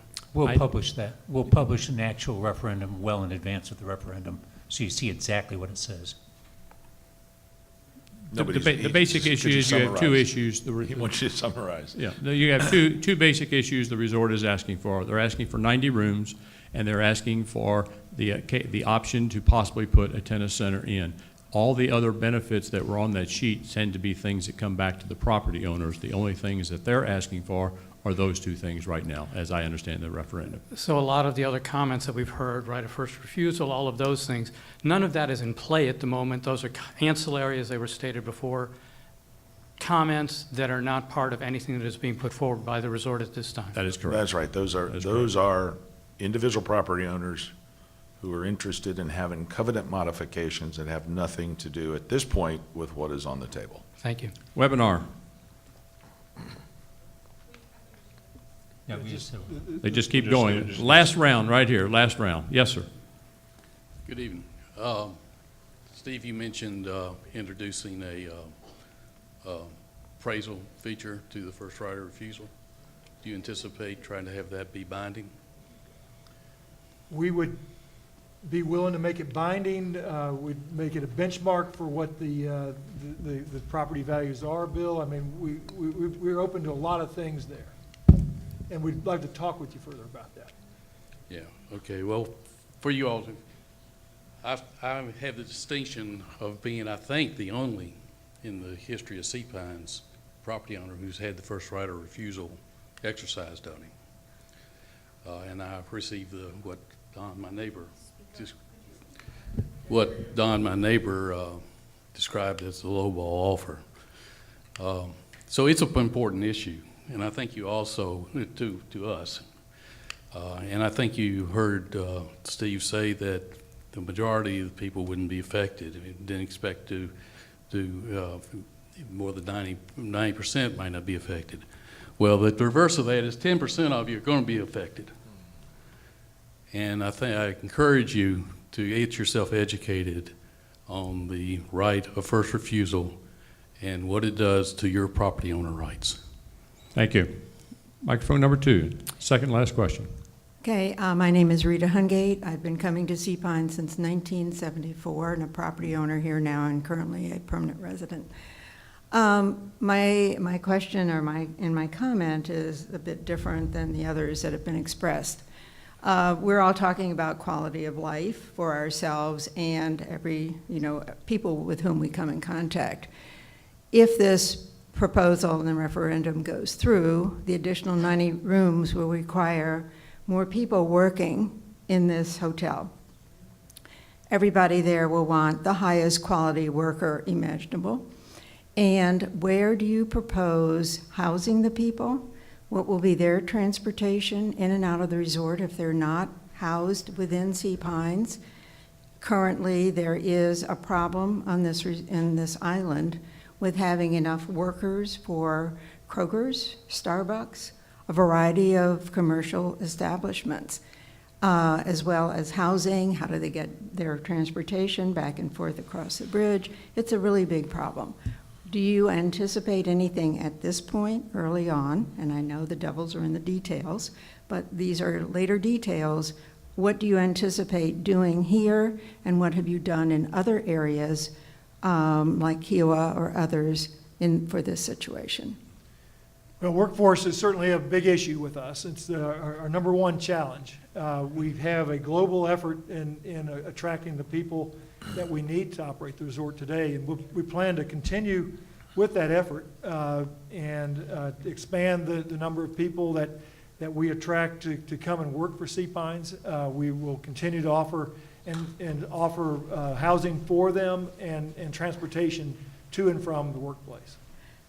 What will you do about housing? I mean, do you currently have some, or are you going to build it, or what's the plan? We currently lease a group of apartments. We probably have to expand that. We are looking at the possibility of building and owning our own housing in the future. And we realize we're going to have the housing to have the workers that we need. And that housing will be outside of Sea Pines? Yes. Correct. Okay. Thank you. Last question. Yes, sir. Thank you. I want to compliment the resort. I've been coming here. My name is Jim Adams. I'm a multiple property owner. I've been coming here since 75, been a property owner since 76, have owned multiple homes all over Sea Pines, currently own several. I've seen huge improvements since I've come here, particularly since the new owners, the current owners of the resort, have been involved. And I don't quite understand the animosity that's being shown by some of the property owners. If this referendum is about, if it is only about adding 90 hotel rooms and also finding a better way to locate the tennis courts, I'm all for it. And I think it's insane for anybody to vote against it. That's all they're proposing. That's all that's in their way right now. If anybody was interested in owning property here, whenever they bought it, they knew about the covenants. I read the covenants. Haven't reread them in years. It's not an issue. Maybe it's an issue for the people along that Fairway 1 area. But as a property owner, I've never seen such huge improvements in this society. I lived on the ocean course during the Ginn era, where it would flood every time it rained. And so I've seen the improvements. And I think most of you older people, and I'm no spring chicken, have seen the improvements too. So what is the issue? What is the issue? How can you possibly not support the program that's being explained to you? You have to have some confidence in the owners. What have they done wrong? Have you ever seen anything that they've done that you didn't admire? I just don't understand it. And I just want to say that obviously I'm voting for it, and I hope everyone here votes for it. I think it's ridiculous, some of the comments that have been made. You've got your own lawyers. You signed contracts. You knew what the situation was at the time you bought the property. Those covenants were well thought through. I don't know of any community in the history of any of these kind of real estate and resort communities that's been better thought through by Charles Fraser and all of the successors. So I don't understand what in the world y'all are so ticked off about. But I think you're a bunch of jerks if you don't vote for it. I think it would be appropriate to end the meeting at this time. Drive safely. Thank you for your input. Please spread the word.